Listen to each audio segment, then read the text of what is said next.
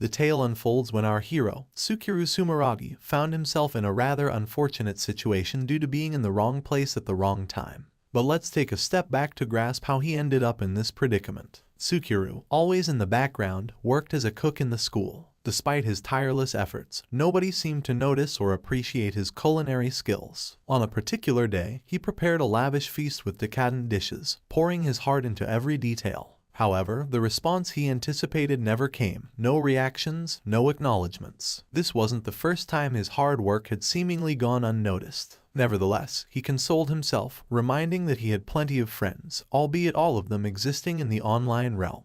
In the midst of his solitude, a burst of excitement pierced through the air. A voice exclaimed joyfully about the incredible food, and to Tsukuru's surprise, it was Ikeno's. Witnessing her adorable reactions to the meal, he couldn't help but feel a hint of embarrassment, almost blushing. Ikeno's, with a warm smile, complimented Tsukuru on his exceptional cooking skills, expressing how impressed she was. She chuckled, admitting that others warned her against touching anything, as her clumsiness might lead to disasters. She could only stand and watch. As Ikeno's engaged in casual conversation with him, Tsukuru found it hard to believe that someone like her was talking to him. The leader of the class declared her intention to head to the teacher's office for a brief period, cautioning the students to be cautious with the flames before leaving. Tsukuru, still marveling at the delectable food prepared by Ikeno's, sensed an impending strangeness in the air. Suddenly, the room was flooded with a blinding flash of light, prompting screams of panic from everyone. In the blink of an eye, the once familiar surroundings transformed, and Tsukuru found himself in an entirely different place. The shock gripped him, and he couldn't help but wonder if this was the infamous reincarnation to another world scenario. Amidst the bewildered students attempting to make sense of their surroundings, a commanding voice echoed in front of them. Before them stood a man, accompanied by his subordinates, declaring themselves as representatives of the United Kingdoms. He informed the students that they, unwittingly designated as heroes, had been summoned to this world through a ritual. Now, the time had come to assess their abilities and determine which kingdom each of them would be assigned to. The air buzzed with chatter among the students as they attempted to grasp the situation when the man, resolute and authoritative, addressed them. He explained that the verification process was about to begin, underlining the importance of this crucial moment. Any attempts to question were swiftly quelled by the presence of vigilant night guards, reinforcing the gravity of their circumstances. All the students were informed that they, the summoned heroes, were going to be sent to 9 kingdoms within the United Kingdoms and 6 other countries, making it a total of 15 countries. Their destinations were going to be determined through auctions. The mission assigned to these heroes was to subjugate the demon kings rampaging in each country. Each student was called one by one, and they were told their rank and job title. According to their ranks, they were auctioned off. When it was Suzuno Ikeno's turn, she received the job title of Holy Maiden and was assigned rank as the bidding for her grew remarkably large, finally stopping at 44 million. Following her, it was Tsukuru Sumeragi's turn. He was given the job title of Cook and assigned rank G. Rejected by the angry bidders, Tsukuru found himself bewildered, wondering what he had done wrong. Amidst the disappointed crowd, one of the elders declared that he was now free to operate wherever he wanted, handing him a sword and some money as compensation for not being able to send him back to his world. The elder led Tsukuru to a teleportation gate. This gate, he explained, would take him to a random country, emphasizing that he didn't belong to any of the other 15 countries. The realization struck Tsukuru that it was a rejection. As Tsukuru absorbed this information, Ikeno's approached him. She inquired if they would meet again and mentioned that she was chosen by the kingdom of Luxandal. In response, Tsukuru expressed the possibility of crossing paths in the future. However, before they could exchange more words, Ikeno's was restrained by the house's staff. Undeterred, she declared that she would see him again and asked if he could say the same, to which he obliged. The old man then pushed him through the teleportation door. Upon landing in the dense ball forest, Tsukuru couldn't shake the feeling that he had been tricked. Seeking clarification, he grabbed the status plate provided and checked his stats and skills. Among them were cooking, ignite, dismantle, detailed inspection, and ingredient storage. Tsukuru carefully surveyed the dense forest, employing his keen observation skills to examine every nook and cranny. Realizing the potential of his abilities, he hatched a plan to create a fire and scout for edible materials. He ventured into the wilderness, diligently searching until he stumbled upon a cluster of mushrooms deemed fit for consumption. With cautious optimism, he gathered them, all the while harboring a silent hope that he wouldn't encounter any menacing monsters in this unfamiliar territory. Amidst his foraging, Tsukiru's attention was drawn to a small, quivering rat gripped by panic. Observing the creature, he laid down his sword, a reminder of the fact that the authorities were well aware he wasn't a seasoned fighter, a fact they seemingly disregarded when casting him into the forest. Fueled by frustration and resentment, he muttered curses against the old man and the others, vowing to exact his revenge. Suddenly, a colossal cat emerged from the thick underbrush, initiating a heart-pounding pursuit of the now unarmed and defenseless Tsukiru. Armed only with the gathered berries and mushrooms, he raced through the wilderness, with the ferocious feline hot on his heels. In a relentless onslaught, the creature caught up to him, delivering a powerful blow with its massive paw that sent Tsukiru sprawling to the ground, battered and bruised. Undeterred, Tsukiru, fueled by a burning desire for retribution against those who thrust him into this perilous situation, resolved to turn the tables on the menacing cat. Igniting his newfound skill repeatedly, he aimed to engulf the cat in flames, believing he could vanquish the formidable foe. However, the creature thwarted his attempts, pinning him down with its imposing paw. Faced with limited options and cornered by the relentless predator, Tsukiru made a daring move. Drawing upon a skill he hadn't previously considered, the dismantle skill, he unleashed its power. The colossal cat disintegrated before his eyes, leaving Tsukiru in awe of his newfound strength and a considerable leveling up. To his surprise, the system rewarded him with the water gun skill. Despite being severely wounded, Tsukiru managed to stay alive. Using a water gun to hydrate himself and finding healing food, he discovered that the steak from the giant monster had remarkable healing powers. Crawling towards a nearby steak, he began to consume it, and miraculously, his body instantly started to heal. As Tsukiru fully recovered, a smile spread across his face. Amazed by the healing properties of the monster steak, he now pondered if he could successfully navigate his way out of the dense forest. Checking his status window, he was surprised to see new skills and ascension to level 123 as a cook, along with improved stats. In the heart of the Balf forest, Tsukiru found himself concealed among the trees, cautiously evading the presence of a formidable level 200 skeletal sword reaper. Aware of his inability to triumph over such a powerful adversary, he wisely opted for stealth. While in his hiding spot, Tsukiru seized the opportunity to prepare a delectable feast, a giant cat belly steak. During this moment of delight, the status window delivered a surprising notification. He had acquired a new night vision skill. Intrigued by the connection between cooking and skill acquisition, Tsukiru embarked on an experimental culinary journey. He meticulously prepared steaks from various parts of the fallen beast, hypothesizing that the effectiveness of the skill might be contingent upon the specific meat consumed. Recognizing the potential for increased strength through the consumption of monster meat, Tsukiru boldly confronted a level 240 Bognon and a level 260 Dark Bat. In the heat of battle, he skillfully cooked their parts, each culinary endeavor granting him new abilities. Driven by the determination to confront the formidable representatives of the United Kingdoms, Tsukiru pressed on. His journey led him to encounter a pack of level 150 hyena wolves. Armed with his trusty water gun, Tsukiru, perched on a tree branch, skillfully dispatched several of the predators. However, the tables turned when one of the hyena wolves fell prey to a level 210 hellbear. The monstrous creature, having noticed Tsukiru, unleashed a mighty roar. Reacting swiftly, Tsukiru narrowly avoided the bear's lethal claws using his water gun. Employing a combination of wood magic and shadow binding, he temporarily restrained the formidable foe. In a desperate attempt, Tsukiru hurled a rock at the bear, but it proved futile. The creature broke free, delivering a powerful blow that sent Tsukiru sprawling. As the bear prepared to strike again, Tsukiru summoned the power of Ignite, but it was too late. The bear's claws pierced through him, leaving him impaled. Refusing to succumb to defeat, Tsukiru reaffirmed his determination for revenge against the old men who had wronged him. Faced with a dire situation, he resorted to his last option, the skill of Dismantle. Channeling the power within, Tsukiru pulverized the hellbear, leveling up and acquiring new skills in the process. As he recovered from the harrowing encounter, Tsukiru realized the need for caution in his pursuit of strength. The consumption of the bear's essence became a critical part of his strategy. Yet, with every challenge, Tsukiru persevered, dismantling another giant cat that crossed his path. Despite the repetitiveness of his victories, he couldn't help but acknowledge the disparity between his skills, crafted for short-distance combat, and his true identity as a chef, not a seasoned warrior. Sukuru had recently mastered the mysterious art of dark magic, and he was overjoyed with his newfound ability to seek revenge. However, his elation was short-lived when he received an unexpected title, the Pervert.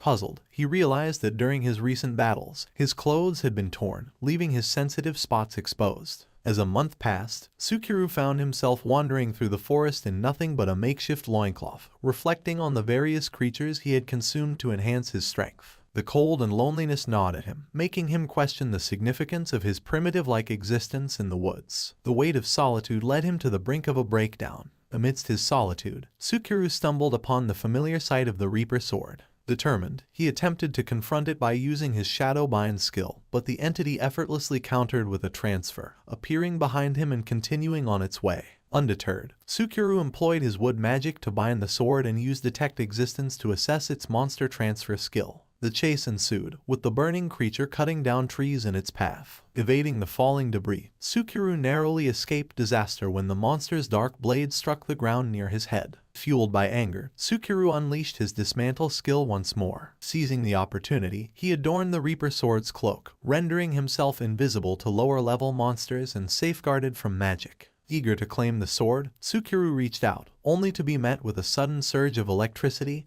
and blinding light. In the midst of this unexpected display, the astonished cook was confronted by the sword's inquiry, questioning if he was indeed a warrior. Sukuru found himself seated alongside a peaceful stream, captivated by the rhythmic flow of water. As he relaxed, a digital display window appeared, revealing intricate details about his character. The screen showcased not only his stats but also an array of diverse skills he possessed. However, an unsettling title lingered, marking him with discomfort. While munching on his meal, Sukuru accomplished a skill called Fabricate. To his surprise, the sword he wielded marveled at his unique ability to acquire new skills through cooking.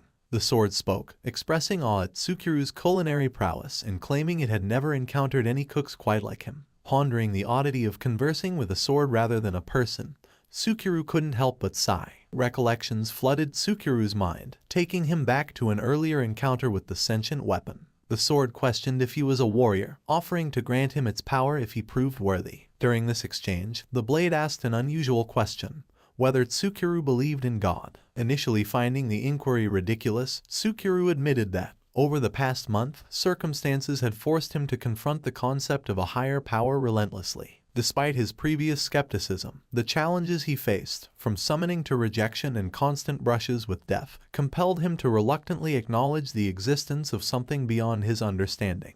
Reflecting on his pre-world arrival self, Sukuru acknowledged that, before this strange journey, he would have vehemently rejected such a situation without the presence of divine intervention. His summoning, subsequent rejection, and the hardships he endured formed the basis of his transformation into the person he now was. Frustrated with God's apparent indifference to the decadence of his servants and their arrogance, Sukuru declared his determination to confront God and smash his face, a sentiment he boldly expressed to the sentient sword. Unfazed by Tsukuru's challenge, the blade responded with laughter. Sukuru, undeterred, asserted his determination to defy God. Surprisingly, the sentient sword, named Black Mist and titled the Death Sword, found Tsukuru's resolve intriguing. Rather than opposing him, the blade pledged its support for his revenge. It urged Sukuru to grasp it and imagine a form that suited him. As Sukuru held the sword, a status window revealed its identity. Black Mist, the Death Sword, offered commentary on Tsukuru's mysterious skills and unexpectedly high level. The blade acknowledged Tsukuru's power, surpassing even demon kings and heroes of the past. It noted that Sukuru must possess rare luck and considerable capability to survive in the challenging Balf Forest for an entire month. Curious about the surroundings, Sukuru inquired of any nearby human villages or towns. Black Mist, the sentient sword, disclosed that they were situated at the forest's center. The blade speculated that Sukuru might have intentionally headed there, aiming to confront the king of the forests. This revelation left the cook incensed, especially when faced with the realization that the forest's ruler was an emperor dragon boasting an intimidating level of 300.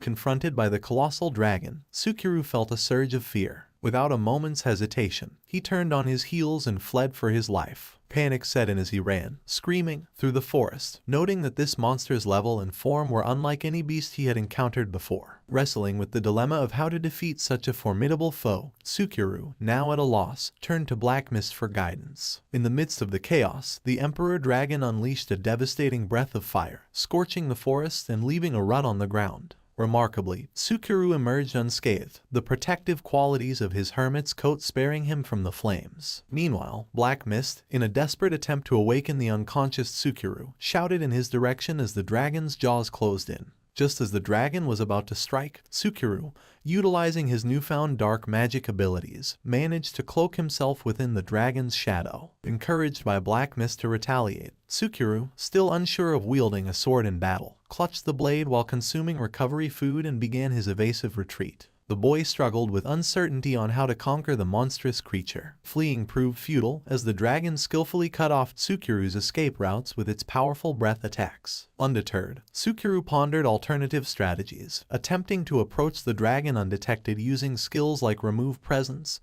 and dismantling the creature. Unfortunately, each attempt was thwarted as the dragon sensed Sukuru's presence and retaliated. Desperate for a solution, Sukuru tried various skills without success. Perplexed about how the dragon could still locate him, Black Mist explained that the beast sensed his murderous intent whenever he activated the dismantle skill, rendering the remove presence technique ineffective. Faced with no other viable options, Sukuru, propelled by determination, lunged at the dragon once more. In a bold move, Sukuru employed the fabricate skill, transforming his murderous intent into a fleeting sense of love. Seizing this opportunity, he touched the dragon and initiated the dismantle skill once again. To his astonishment, the tactic succeeded, and the formidable Emperor Dragon met its end. Sukuru stumbled upon a mysterious gacha prize machine nestled within the dense forest. His curious companion, Black Mist, promptly pointed out its significance, speculating that it might aid in overcoming the formidable forest boss. Encouraged by Black Mist, the young boy hesitantly turned the machine, fervently hoping that no menacing monsters would emerge. To his surprise, a black ball emerged from the gacha machine, shrouded in a mysterious cloud of smoke. As the smoke dissipated, Sukuru received a notification that he had acquired the equivalent exchange skill. The blade, recognizing the uniqueness of this skill, informed Sukuru that he needed to confront and defeat the forest boss. It also hinted that the gacha machine would reappear, offering more skills. Though initially reluctant, Sukuru took the sword's advice to heart, deciding to level up and master swordsmanship. Through diligent practice, he became adept with the sword, successfully slaying one beast after another. To absorb their skills, Sukuru consumed the flesh of the defeated creatures, expressing gratitude to the sword for its instructive teachings. After a day of battling, Sukuru sought relaxation in a magical bath created with Ignite and Water Gun. Contemplating his next move, he planned to inquire with the sword about leaving the forests. However, the blade astutely observed that his clothing was in tatters. Acknowledging this, Sukuru ingeniously combined various fur items from his inventory, fashioning an all-black isekai suit. Black Mist suggested further precaution, advising Sukuru to use camouflage on himself and his equipment. This strategic move aimed to conceal his newfound identity as someone extraordinary. Embracing the sword's counsel, Sukuru adopted its name and discreetly guarded most details about himself. Sukuru surveyed the horizon from atop a cliff, mustering the courage to leap off. However, his attempt at a graceful descent turned into a clumsy fall. Yet undeterred, he continued on his journey. Suddenly, the air was pierced with screams and the clamor of battle echoing in the distance. Investigating the commotion, Sukuru discovered a group of menacing men attempting to capture a distressed girl. The discerning sword, Black Mist, deduced them to be bandits and inquired about their course of action. Contemplating the situation, Sukuru chose to proceed cautiously, opting for a disguise to assess the scenario, wary of unintentionally aiding the wrong side. As he nonchalantly walked past a carriage, a desperate female voice implored him to intervene, surprising both the cloaked boy and the princess's entourage. Several bandits descended upon the carriage, seizing control of the horses and fleeing, leaving the guards behind. The carriage careened toward Sukuru, who, with acrobatic finesse, executed a somersault, swiftly beheading several bandits upon landing on the roof. Unperturbed, he continued to hack at the assailants while the princess observed from within. As the carriage came to a halt, Black Mist questioned Sukuru about the sensation of ending a human life for the first time. Pausing for a moment, Sukuru audibly pondered why it felt surprisingly easy. A guard of the princess inquired about his identity, but the boy leaped off the vehicle, resuming his walk. The princess, revealed to be a beastkin, wondered about the mysterious savior. After spending a month in the forest, Sukuru finally arrived at the town of Allegria. Welcomed by its residents, he reveled in the prospect of starting a new life as a normal human.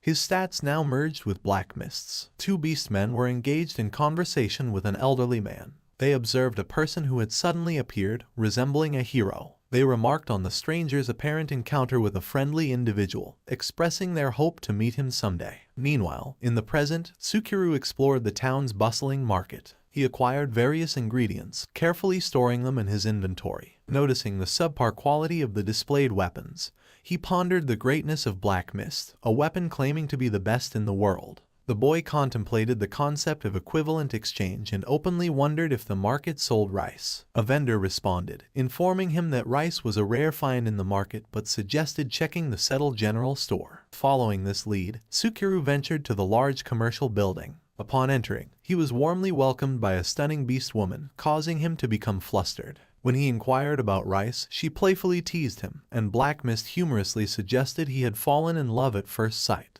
Sukuru clarified that he hadn't spoken to anyone in a long time. Black Mist then pointed out the dark collar on the beast woman, indicating her status as a slave. Despite the unexpected revelation, she proceeded to showcase the various rice varieties available at the store. The cook ultimately settled on a type of egg rice, deciding to purchase 10 sacks totaling 60,000 gold. The significant purchase caught the attention of Settle, the store owner, who personally greeted Sukuru with enthusiasm. Sukuru shared that it was his first visit to the city, having recently arrived. When the owner asked where to send the goods, Sukuru requested preparing the receipt while storing all the sacks in his inventory. The surprised Settle then questioned Sukuru about having a large capacity item box. In addition, Settle offered to sell him various items, stating that the store had everything from food to slaves. Noticing Tsukuru's curiosity piqued by the mention of slaves, Settle enthusiastically offered to show him what they had to offer. As they strolled past several glass stands, Settle explained that most slaves were similar to normal people, having rights and choices protected by the law, often resembling maids more than anything else. Settle led Sukuru to an area with cages filled with criminal slaves who lacked rights and were typically bought as soldiers or for dangerous work. These individuals were sent there instead of prison to contribute to society by undertaking tasks the general public didn't wish to do. Pointing to a particular girl leaning against the wall with an expressionless face, Settle explained that she had arrived that day and was blamed for the death of a child in a noble's house where she worked as a magician, being the closest to the crime scene. Curious, Sukuru inquired if Settle believed the girl to be the culprit. Settle replied that he didn't know but revealed that he was close friends with her father until he passed away 2 years prior. Describing the girl as kind-hearted and dear to him, Settle shared the tragic circumstances surrounding her predicament. Black Mist observed that this situation resembled the hero auction, prompting Settle to directly request that Sukuru buy Kana. However, Sukuru refused, and when the sword asked for the reason, he explained that he didn't want to involve others in his plan for revenge. Sukuru informed Settle that he would have to look for someone else. In response, Settle warned that if Sukuru didn't take her away at that moment, she would face execution. The conversation came to an abrupt halt when a man barged in, announcing his intention to buy Kana. Settle greeted him as Dakam, but the sword noted his rudeness, pointing out his magician's clothes. The owner hesitated to sell Kana to the man. The sword suggested that Sukuru could benefit from having a slave girl, especially one who was already a magician. As the rude man confronted Sukuru, the latter insisted that Settle would deal with him first and offered to buy Kana for a shocking 100 million gold, surprising Dakam and the owner. Kana protested, and despite Settle's insistence that she would be sold to Sukuru, the situation escalated. Dakam grabbed Sukuru by the collar, and they exchanged menacing stares. The owner attempted to defuse the tension, but the man angrily departed the establishment. Curious about Sukuru's change of heart, Black Mist asked about his motives. Sukuru revealed that it was due to his decision to destroy anyone who dared displease him. Settle smiled and promised to repay Sukuru for what he did that day. As Sukuru departed with Kana, he reflected on how his hunch proved right. Not being able to use appraisal on Sukuru and only seeing his cloaked and basic stats, Settle was sure that the boy would protect Kana. He reassured his departed friend that his daughter's future would be bright and exciting. Back at his inn, Tsukuru gazed out of the window, deep in thought about how Settle had charged him full price for Kana.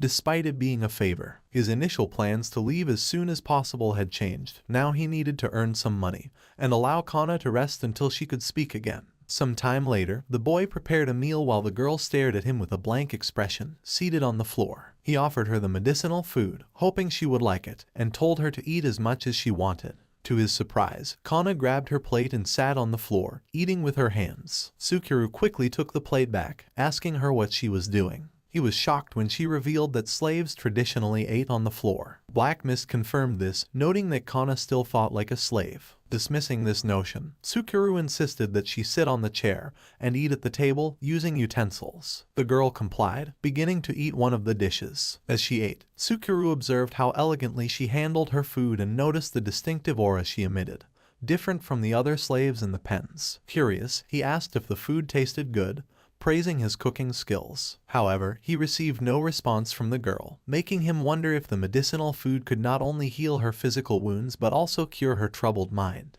All of a sudden, Kana's eyes welled up with tears, and she dropped her knife, covering her face with both hands, uttering the words Dolce-sama. As she wept in her bed, Black Mist urged Tsukuru to stay calm, insisting that the tears were proof of the medicinal food successfully healing her mind. Despite this, Tsukuru couldn't ignore the deep sadness in her expression, contemplating what had been done to leave her in such a despondent state, muttering about how all nobles were heartless. After a while, Tsukuru's sword warned him, and the boy sensed the presence of 5 approaching enemies. Considering them insignificant, he effortlessly dispatched 4 before they even comprehended what was happening. Approaching the 5th from behind, disguised in a bear head hood, the cook easily overpowered and disarmed the would-be assassin. Inquiring about his employer, Tsukuru performed a slashing attack against some crates as a demonstration of force. Continually questioning the terrified man, he believed the nobles, who banished him to the forest, were behind the attempt on Kana's life. Vowing revenge, the bewildered assassin claimed ignorance, stating they were paid handsomely for the hit. He confessed that, had he known he was facing someone like Tsukuru,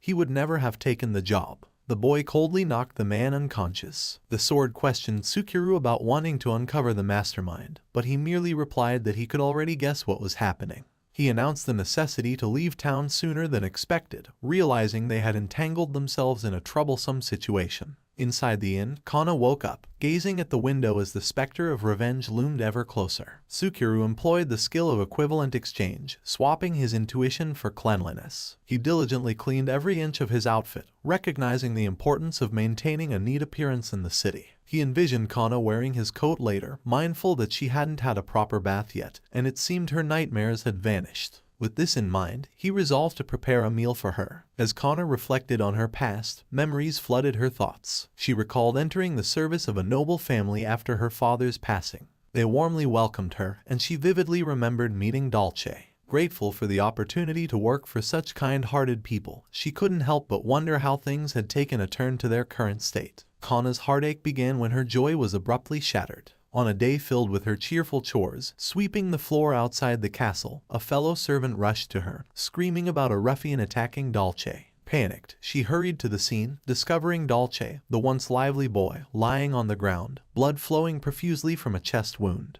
Desperate to save him, she pleaded for him not to die, preparing to use her magic to heal. Amidst her frantic efforts, she questioned why Dolce had been alone and where the ruffian was. Regrettably, Kana's best attempts proved futile. The wounds were too deep, and the bleeding too severe. Despite her earnest pleas, Dolce passed away in her arms. Dockham arrived, inquiring about the incident, and shockingly, Kana found herself accused of murder. A fellow servant, under false pretenses, claimed to have witnessed her stabbing Dolce. To worsen matters, an incriminating letter was mysteriously placed in her room. The nobles manipulated the narrative, asserting that Kana had enticed Dolce into a trap for money. Despite vehemently denying the charges, Kana was swiftly arrested and sent to the general store. There, she was treated like an animal, her spirit gradually breaking. The food provided disgusted her, and in her desperation, she snatched her uneaten bowl. A fellow slave, understanding the impending doom awaiting them, encouraged her to eat. They spoke of an impending sale,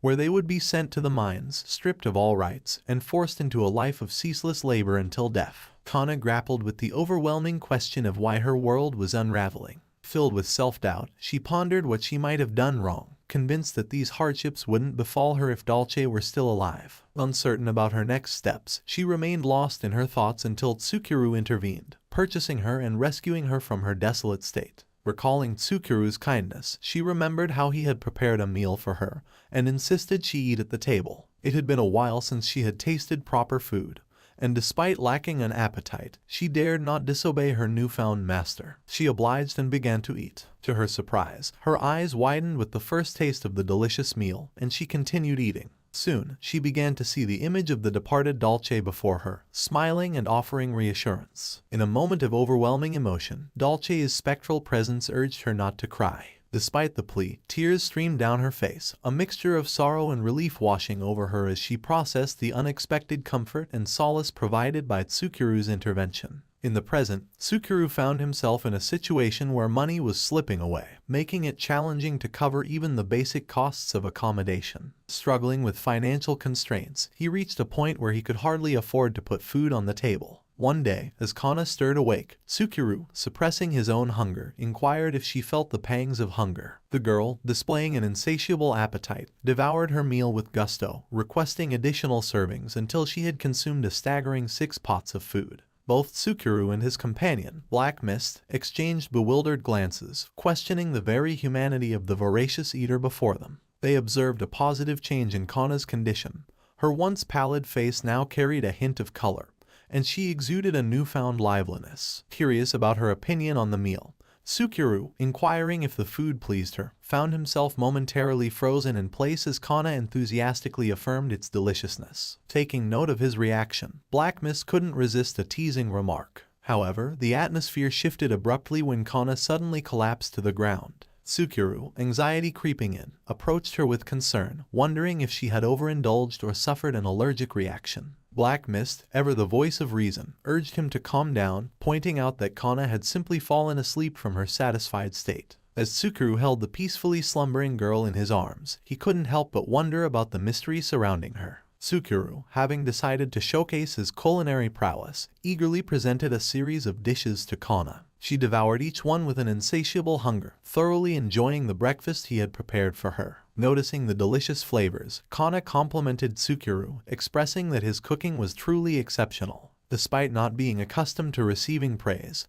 Tsukuru modestly responded, saying he was pleased that the girl felt better. As Kana happily continued her meal, a moment of distress occurred when she accidentally dropped some food on her dress. Apologizing profusely, she quickly decided to head towards the well to wash both herself and her dress. Tsukuru, however, pointed out that using the well for such purposes might seem odd. Unfazed, Kana insisted it would be alright since she was considered a slave. Determined to help, Tsukuru used his unique cleaning ability to swiftly tidy up the girl and her clothes. Afterward, he handed her a package containing newly crafted garments, including a tailor-made embroidered brassiere and shorts. Impressed with the quality of the clothes, Kana inquired about the origin of the undergarments, to which the somewhat nervous Tsukuru responded, revealing they were from Japan. Internally, Kana pondered about Japan, reflecting on her memories before imprisonment when heroes from another world were summoned to defeat demon kings. She recalled that one of these heroes had been rejected by all countries. Tsukuru, sensing her curiosity, formally introduced himself as Tsukuru Sumeragi. It dawned on Kana that he was the rejected hero and speculated that his kindness towards her may stem from his own experiences of abandonment in this world.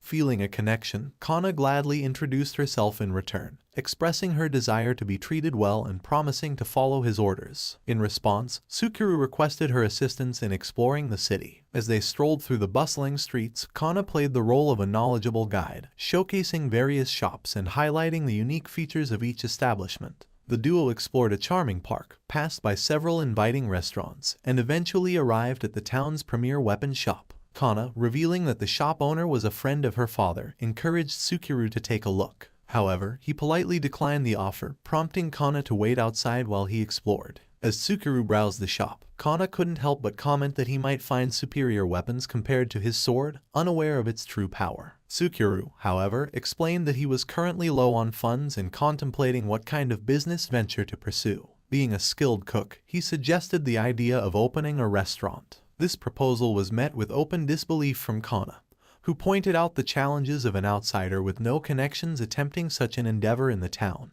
Tsukuru sensed the presence of people following him from the inn. Deciding to leave the area as they detected no hostile feelings, he asked Kana to guide him to Settle's shop. Agreeing, she inquired if Tsukuru was familiar with the merchant, revealing that she had lost her memories between her imprisonment and the day's mourning. Convinced that he was the right person to consult about opening a store, they headed to Settle's shop. Upon arrival, they were greeted by a beast woman clerk who, upon recognizing Kana, hastily ran off to fetch Settle. The merchant returned, visibly moved, and embraced Kana, relieved to see her back to normal. Despite the emotional reunion, Tsukuru cut to the chase, explaining that he was there to ask for a favor. Despite Settle's initial enthusiasm, he soon expressed regret, citing that rice-based food wasn't popular in the area. Moreover, the competitive dining scene and the need for government and merchant guild approvals presented additional obstacles to setting up a restaurant.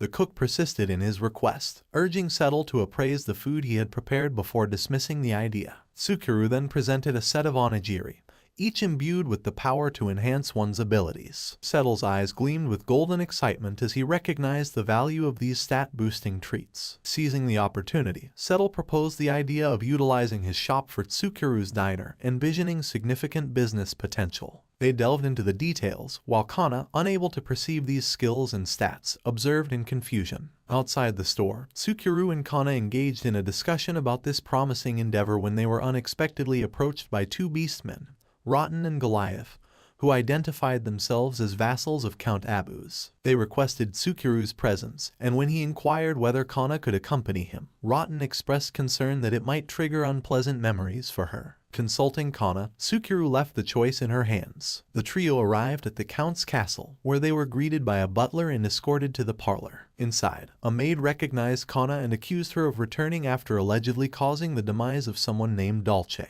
Overwhelmed with emotion, Kana teared up until Tsukuru gently took her hand, offering reassurance in the face of unexpected accusations. In the elegant parlor, Count Dingaro Abus and his daughter Altelias warmly welcomed Tsukuru and Kana. To Kana's surprise, she recognized Altelias, who expressed her gratitude to Tsukuru for rescuing her on the road several days ago. Altelias had personally sent for Tsukuru to convey her thanks, and her father insisted on rewarding him generously. Count Abus proposed a remarkable offer, presenting 10 million gold and a sword adorned with their family crest as tokens of appreciation, allowing Tsukuru to be recognized as part of their following in the country. Tsukuru, taken aback by the staggering sum and the significance of the sword, questioned the reason behind such generosity. Count Abus then disclosed that he had a favor to ask. He began by stating that Kana was accused of killing his son, Dolce, though he clarified that he didn't actually believe her to be the culprit. Tsukuru, curious, inquired about why she was blamed,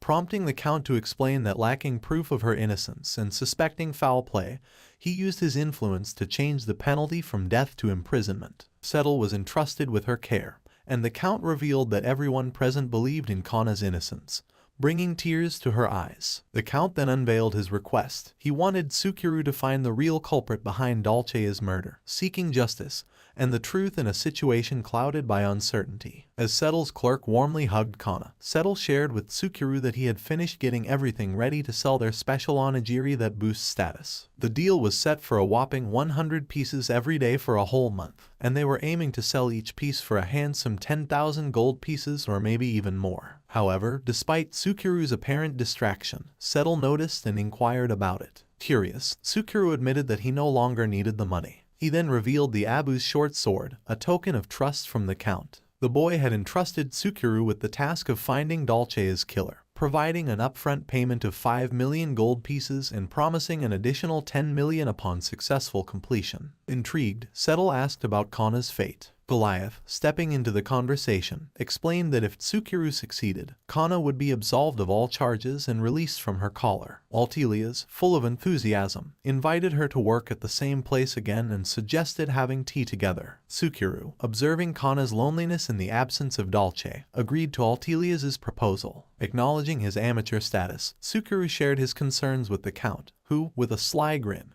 revealed that he had heard about Tsukuru's activities in town and was confident in the boy's ability to accomplish the task. Though the Count found him simple-minded, he nonetheless agreed to trust Tsukuru with the important mission. Back in the present, Tsukuru concluded his narrative with Settle. He explained that he had spent the night at the mansion, and Settle, concerned about the safety of Dolce's killer possibly still lurking, questioned the wisdom of staying. Worried about Kana's well-being, Settle expressed his fear that she might still be in danger. Acknowledging the potential risks, Sukuru admitted there might be a threat, but he emphasized that leaving town wouldn't guarantee Kana's safety either. He reasoned that some might want to silence her, and he didn't want her to live in constant fear in an unfamiliar place. Sukuru highlighted the convenience of having free access to Abu's mansion, a wish Ningaro had expressed. Upon considering Tsukuru's perspective, Settle relented, urging him to save Kana at all costs. As they set out, Black Mist observed Tsukuru's growing inclination towards helping others and wondered if he had lost his heart.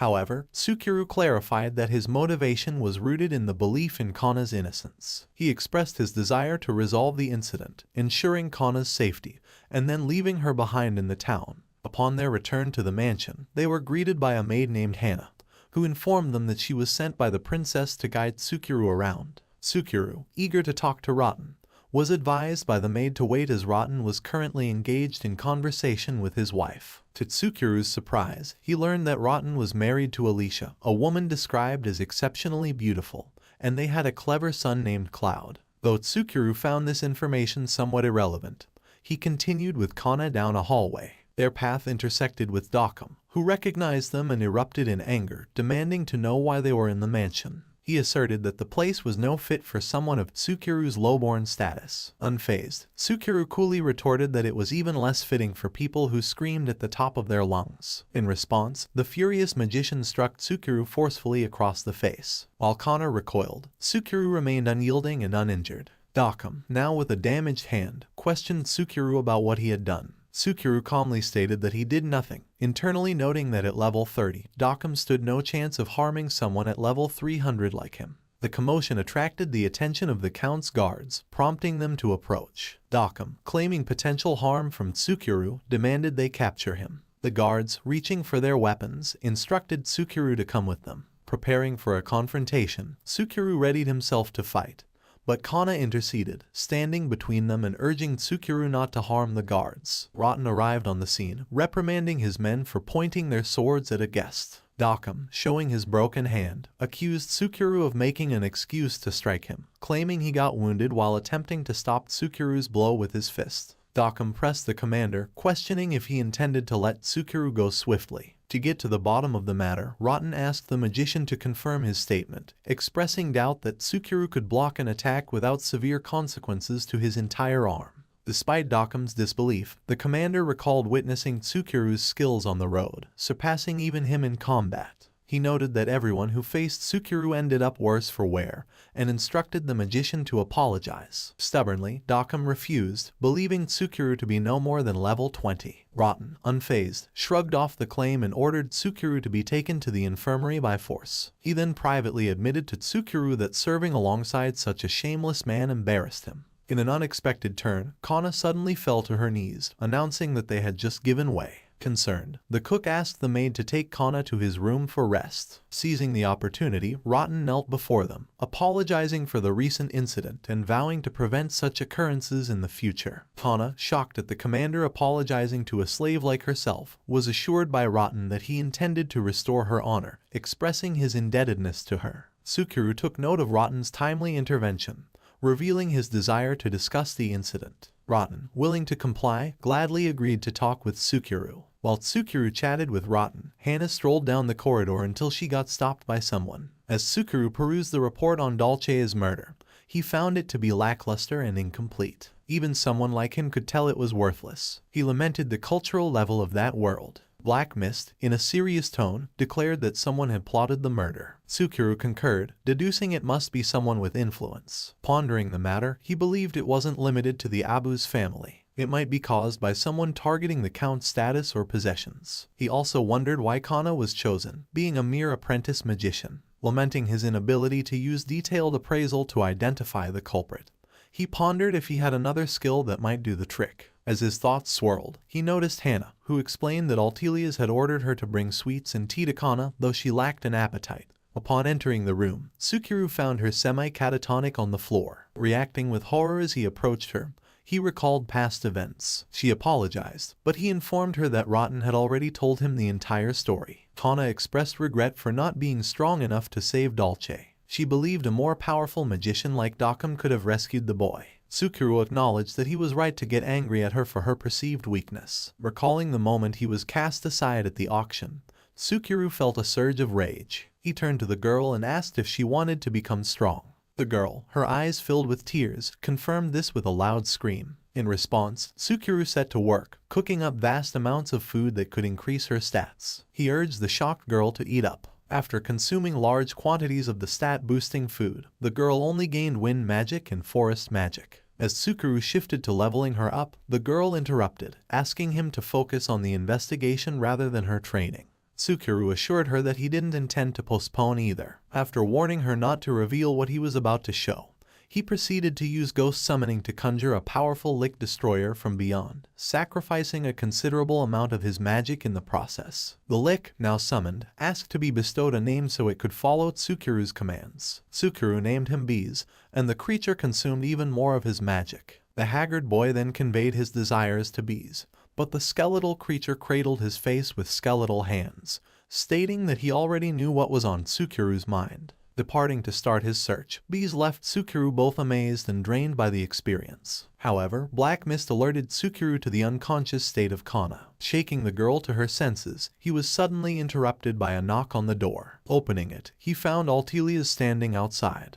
The princess, sensing a dangerous presence in his room, questioned the boy about it. Trying to brush it off, he recalled her sensitivity to sound and presence back on the road. She informed him that Hana had shared Kana's condition, and she wished to invite them for tea in the garden. Despite having eaten a lot recently, the girl agreed. Sukuru marveled at the garden as the princess invited them to sit. Kana hesitated, citing her status as a slave, but Altelia's reminisced about the happy times she spent with Kana and Dolce in the garden. Suddenly, she noticed that the cook hadn't touched his tea. Sukuru, after tasting a sip, praised its flavor inwardly, noting that it was poisoned. His high-level appraisal allowed him to detect it and rendered him immune. He wondered if the princess or the maid were responsible. Altelia's inquired about the progress of the investigation, and Sukuru admitted it was slow. The princess mentioned that her father, Rotten, and Goliath were not present on the day of the murder. However, she vividly recalled someone talking to Dolce that day, specifically remembering the clanking sound of armor. This revelation surprised Sukuru,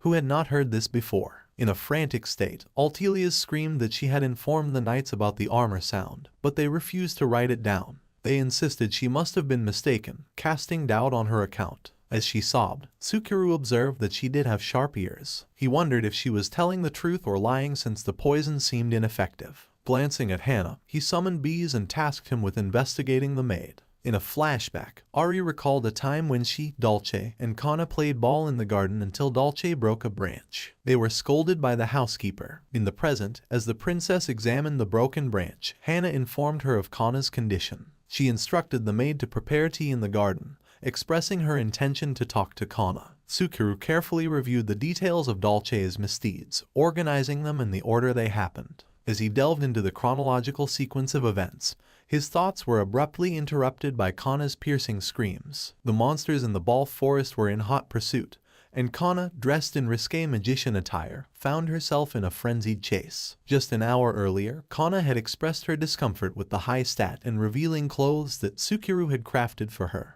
Despite her uneasiness, Sukuru reminded her of her determination to become stronger. Undeterred, he declared their journey to the perilous ball forest, seizing Kana just as she highlighted the danger of the place. With a swift burst of energy, they dashed off, using haste to escape the impending threats that lurked in the forest. Back in the present, Kana, gripped by fear, skillfully dodges the relentless monsters, while Sukuru encourages her to stand her ground. Despite her efforts, she stumbles, but Sukuru swiftly eliminates the monster pursuing her. He questions her desire for strength, and with tearful eyes, she confesses her inability to fight, forced to confront formidable adversaries. Seemingly disheartened, Sukuru turns away as if to leave, but just as a fallen monster lunges at Kana, she vividly recalls Dolce's demise. In a moment of desperation, she repeatedly employs the fire javelin technique to vanquish the creature. Meanwhile, Sukuru observes her transformation with amazement as she experiences a substantial level up.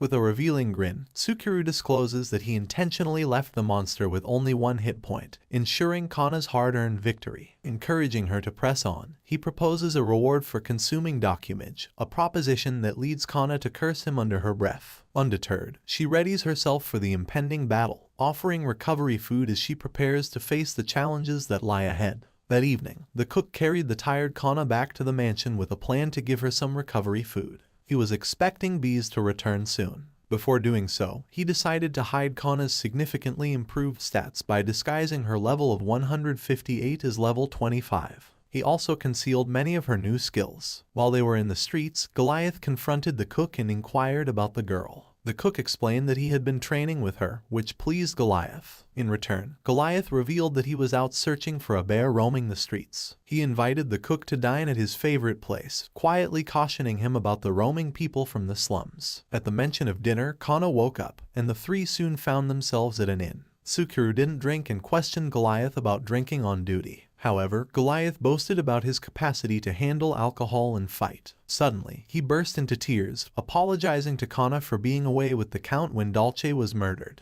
He believed he could have saved him. Sukuru coldly asked if all decent knights were with Dengaro, and Goliath yelled that he was wrong. He explained that Rotten and himself went with the Count, accompanied by some of their subordinates. Gibbon, the third Knight squad leader, stayed with his squad and half of theirs. The Count also had many talented magic knights led by Dockham at the mansion. Goliath tearfully wondered how Dolce slipped past them and got out. The cook realized that with so many knights, it would be impossible to know who was talking with the boy. Goliath escorted them back to the mansion. As Sukuru and Kana entered their room, they were greeted by Bees, the Lick Destroyer. Bees greeted his master, revealing that his investigations had borne fruit and offering him the chance to see it with his own eyes. As Sukuru and Kana stepped into their room, Bees, the Lick Destroyer, warmly welcomed his master. He revealed that his thorough investigations had yielded results, eager to show Sukuru firsthand. The room underwent a transformation as Bees, using his abilities, recreated what he had discovered. In this changing environment, Sukuru's attention became fixated on a portrait. Bees explained that the space replicated Dockham's home office down to the smallest detail. Towering over the desk, Bees unveiled what his master sought, deftly opening a drawer filled with correspondence. He allowed one letter to float towards Sukuru, who grasped it. To Tsukuru's surprise, the letter was addressed to Dockham from someone named iRefusal. While the name seemed unfamiliar, Kana took charge and began reading the letter aloud. The contents explained that the writer had entrusted the disposal of Dolce to someone, pledging to reward Dockham with a barren title for his contribution. Upon hearing this, Kana's face flushed with anger. Tsukuru marveled at Bee's ability to retrieve such information. But the creature humbly stated that guards and locks meant little for information that could be salvaged and erased. Handing Tsukuru the authentic letter, Bees stored a copy in his inventory. As Tsukuru observed Kana, he noticed beads of sweat forming on her forehead. Contrary to what she feared, Dockham wasn't upset with her for failing to rescue Dolce. Instead, he was well aware of the perpetrator and had apprehended them. Comfortingly, Tsukuru patted her shoulder, and the cook, sensing her distress, encouraged her to calm down, explaining that it's not uncommon for those enticed by promises of power to betray their masters. The cook sought more information. He inquired about iRefusal, prompting Kana to reveal that he's a count with extensive interactions and friendships with the Abu's family. She found it implausible that they would target Dolce's life. Despite this, the cook decided they needed more details and dispatched Bees to continue the investigation. Overwhelmed, Kana sank onto a couch, struggling to grasp the unfolding events. Concerned for Altelia's safety, she feared the possibility of danger. On the other hand, Tsukuru, while uncertain about the situation,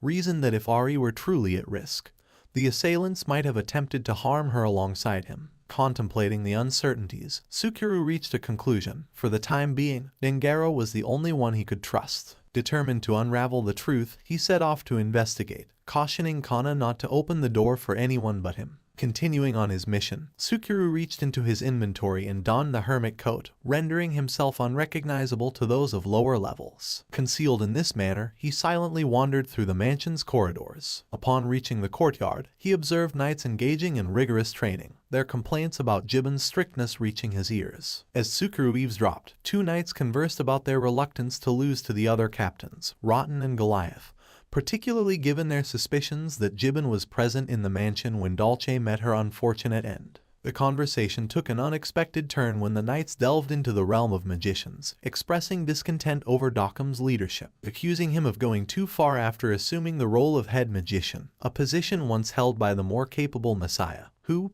it turns out, was Kana's father. Whispers of rumors circulated among the young knights, hinting that Messiah might have been ousted by Dockham. A cautionary word from another knight warned against discussing such matters openly, fearing the consequences of being overheard by Dockham's servants. The discussion then shifted to Tsukuru, specifically his onigiri, revealing that more people were associated with Dockham than he had initially thought. Continuing his exploration, Tsukuru strolled down a hallway when a ball bounced before him. A young beastman boy, resembling Dolce, retrieved it. The child was addressed as Cloud, and a voice called out to him, revealing a woman named Ollie as his mother. Ollie introduced herself as Rotten's wife and Cloud as their son. The boy politely bowed to Tsukuru, and Ollie explained that they often visited the mansion to uplift Dockham and Alicia, who happened to be Count Irie Fusel's niece. This revelation startled Tsukuru, and Ari further clarified that they were heading for breakfast. She had sent a maid to fetch Tsukuru and invited him to join them.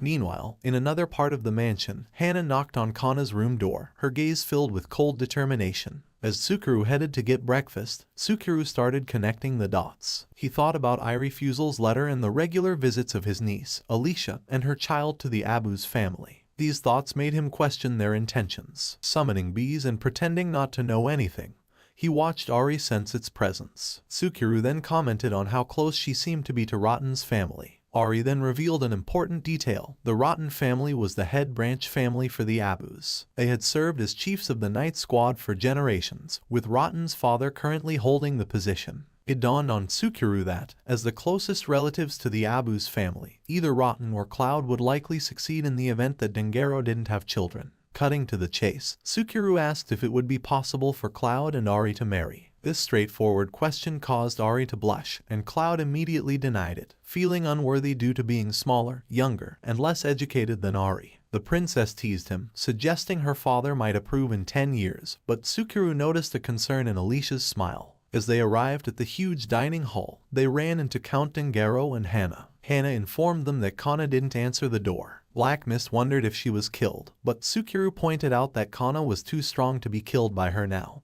and he would have noticed if she had resumed her duties. The maid poured Tsukuru some water, which once again contained poison. Tsukuru noticed the girl's hands shaking. Ari, observing his cold demeanor, asked if something was wrong and offered to call for Kana. Brushing it off, Tsukuru maintained his composure. Count Dengaro then asked about the investigation, surprising Alicia. Tsukuru informed them that he had been entrusted with investigating Dolce's murder. Both Cloud and Alicia apologized for coming to play in such a serious time, but Dengaro thanked them for cheering him and Altelia's up. Ari sighed in relief as Tsukuru watched Cloud explain that he hadn't reached any conclusions but had found a lead. This pleased the Count but left Alicia worried. Afterwards, Alicia had a secret conversation with an armored person in another location. Meanwhile, Cloud hurried towards Tsukuru, expressing his eagerness to assist with the investigation into Dolce's murder. He clarified that he wasn't sent by his mother but was driven by his own ambition to become a knight for the Abu's family when he grows up. Cloud revealed that he practices every day to protect the family, emphasizing his deep affection for Altelia's and Dolce, treating them like siblings. Unable to forgive whoever had harmed Dolce and falsely accused Kana, Cloud teared up. Cloud confessed his fear for Ollie's safety and his determination to protect her in Dolce's place. Tsukuru, recognizing the boy's resolve,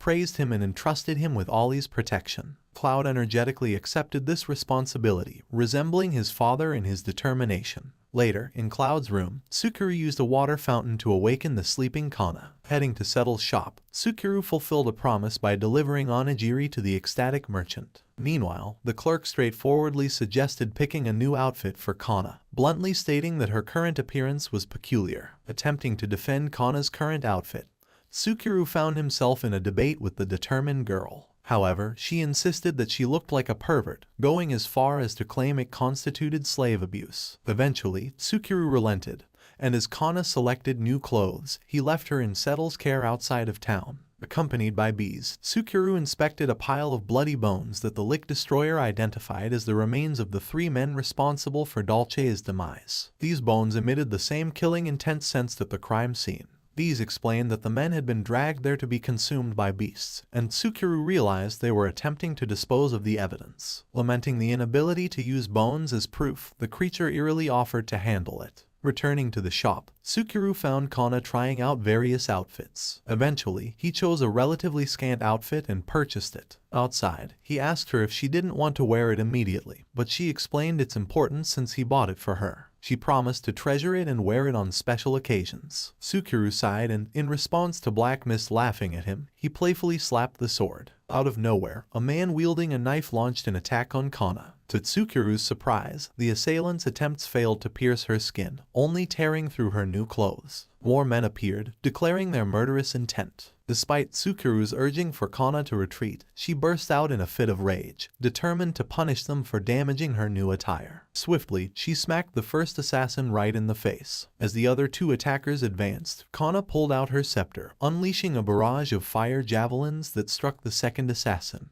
The third, frozen at the sight, soon found himself restrained by Kana's wood magic, alongside his comrades. While detaining them, Kana demanded an explanation for their attack. Tsukuru stepped in, explaining that it was likely related to the investigation. He revealed that another group had previously attempted to silence Kana and even tried to poison them. Summoning bees and shocking Kana, Tsukuru held Dokum's letter, stating that they were heading back to the Abu's family mansion. Back at the Abu's mansion, Dokum burst into a room, yelling and demanding to understand the meaning behind the announcement that the person responsible for Dolce's murder had been discovered. Suddenly, he stopped in his tracks when he realized that Count Dengaro, Altelias, Hannah, and the three Knight Squad commanders were all present. Goliath sternly scolded him for his outburst, and Tsukuru couldn't help but tease him about their previous encounter, earning a fierce glare in return. Rotten, wanting to clear the air, explained that Tsukuru had specifically requested the presence of everyone in the room. Tsukuru then turned to Rotten and inquired about the whereabouts of his wife and son. Upon learning that they were at the training ground, Tsukuru calmly stated that there was no need to fetch them. The Count inquired of Tsukuru if he would disclose the events surrounding Dolce, and Tsukuru agreed. However, he set a condition: everyone present must solemnly swear never to reveal what they were about to witness in that room. All nodded in agreement, and Tsukuru raised his hand. With a commanding gesture, Tsukuru summoned bees to manifest behind him. The knights reacted swiftly, moving to protect their lord, and urged Ari to stand back. The princess, however, recognized the creature's aura and discerned that it posed no threat. Bees expressed gratitude for her understanding, introducing himself as Tsukuru's servant. He revealed that he had spirit summoned Dolce's soul in accordance with his master's command. Altelias was taken aback as Dolce's soul materialized before her. In a futile attempt, she reached out to touch him, falling to her knees. Tsukuru instructed her to ask a question he wouldn't know the answer to, as proof that it was truly the boy's soul. She queried about the color of the ball they used to play with in the courtyard. The soul responded correctly. Seeking further confirmation, she asked for the name of his late mother, and he stated it was Monica. Dolce, now present in spirit form, sought forgiveness for departing before his father and sister. The princess apologized for not being there to protect him, expressing her regret that it wasn't her instead. Dolce reassured her, expressing his wish for both his father and sister to find cheer and live long lives on his behalf. He asked for this wish to be heard, leaving his sister, Father Goliath, and Rotten standing there, tears in their eyes. Tsukuru abruptly interrupts the moment, urging to resume the meeting. The Count complies, inquiring if Kana was the one who killed him. Tsukuru quickly denies this, passionately explaining that he was ambushed by three strangers. They had enticed him outside with the false claim that Kana was waiting, only to flee after the attack. One of them returned with a girl. Tsukuru vividly remembers Kana's desperate attempt to save him, but he lost consciousness in her arms. Dengaro begins to ask about the assailants when Dokum interrupts him with a scream, cautioning that Tsukuru might be attempting to deceive them. However, the Lord silences Dokum, allowing Tsukuru to continue. Tsukuru shared that the three men had been dwelling in the slums. As the Count started to instruct Goliath to head there, Tsukuru clarified that the men were no longer in the slums or the town. An incensed Dengaro asked if they had escaped, and Tsukuru commanded the souls of the three men to manifest. Kana identified one of them as the man who had led her to the crime scene. The Count, realizing they had testified against Kana in the trial, seized Jibin's sword and lunged at the men. However, Tsukuru calmly explained that slashing at them was futile as they were long deceased, and thus he couldn't touch them. The Count, grappling with anger and disbelief that the culprits had already departed, heard Tsukuru offer to complete his report. Tsukuru revealed that he had identified the true culprit behind the crime and disclosed the involvement of someone else in the murder. He directed Dolce to identify the man who had approached him in front of Ari's room, falsely claiming that Kana was waiting outside the walls. Additionally, Tsukuru asked the 3 men who had ordered them to kill the boy, instructing them to point at the culprit if he was present in the room. In unison, all 4 souls raised their arms and pointed directly at a shocked Gibbon. Gibbon strongly said he didn't know anything about the crime, desperately asking Dengaro to believe him. He claimed it was all part of Tsukuru's plan. Rotten responded by saying they would listen to his side later. The knight insisted it was a big misunderstanding. However, when he tried to escape, Goliath stopped him, holding him down and stating that his attempt to run away showed guilt. Despite Gibbon's frantic denials of being involved in the crime, saying he just did what he was told, something strange happened. Suddenly, he flinched and started contorting before his head exploded. Goliath was confused by this unexpected turn of events. He had only pushed the man to the ground. When he turned around, he saw Dockham holding his arm up, having used a spell. The magician explained that he tried to capture Gibbon, but his aim was off. Goliath replied that he already had the situation under control. Dockham then mentioned that it took a while for the spell to take effect, and he didn't stop it earlier because he was unsure if the knight would have become violent. Meanwhile, Tsukuru remained calm, casually playing with a paper plane and observing the magician's foolishness. He then ordered bees to summon Gibbon's soul, explaining that now the man couldn't lie. Tsukuru expressed gratitude to Dockham for his assistance and instructed the Count to ask any questions he had, leaving the rest up to him.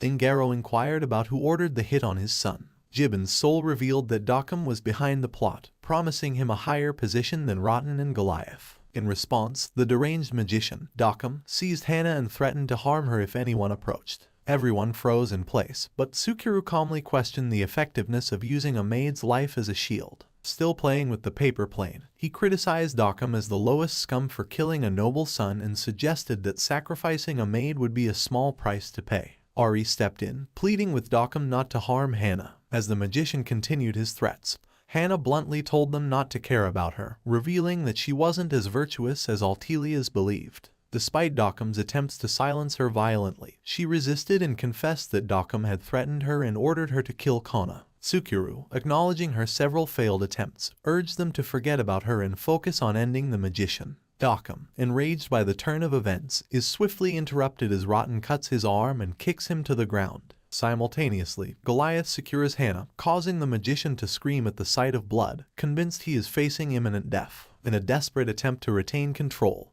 he orders Hannah to intervene, warning her of dire consequences should she defy him. Dengaro calls Dockham out, hurling insults at him for plotting Dolce's assassination. However, the magician stubbornly lies, claiming he accidentally killed Gibbon out of fear of being framed. He insists that Tsukuru orchestrated everything and questions whether they would trust the word of a maid and a stranger with peculiar powers as evidence. Dockham argues that there is no proof of his involvement and that they are all being deceived. He dismisses the idea of anyone trusting the boy at a trial. As frustration mounts and the situation appears to be going nowhere, the Count becomes furious. Observing Tsukuru's calm demeanor amidst the chaos, he questions why Tsukuru is playing around in such a serious situation. Tsukuru launches the paper plane, catching Altelia's attention. She unfolds it, revealing a letter addressed to Dockham. Reading its contents, she discovers that it's a congratulatory message from Irie Fusel, commending Dockham for his role in dispatching Dolce, and promising to elevate him to the status of a baron as a reward.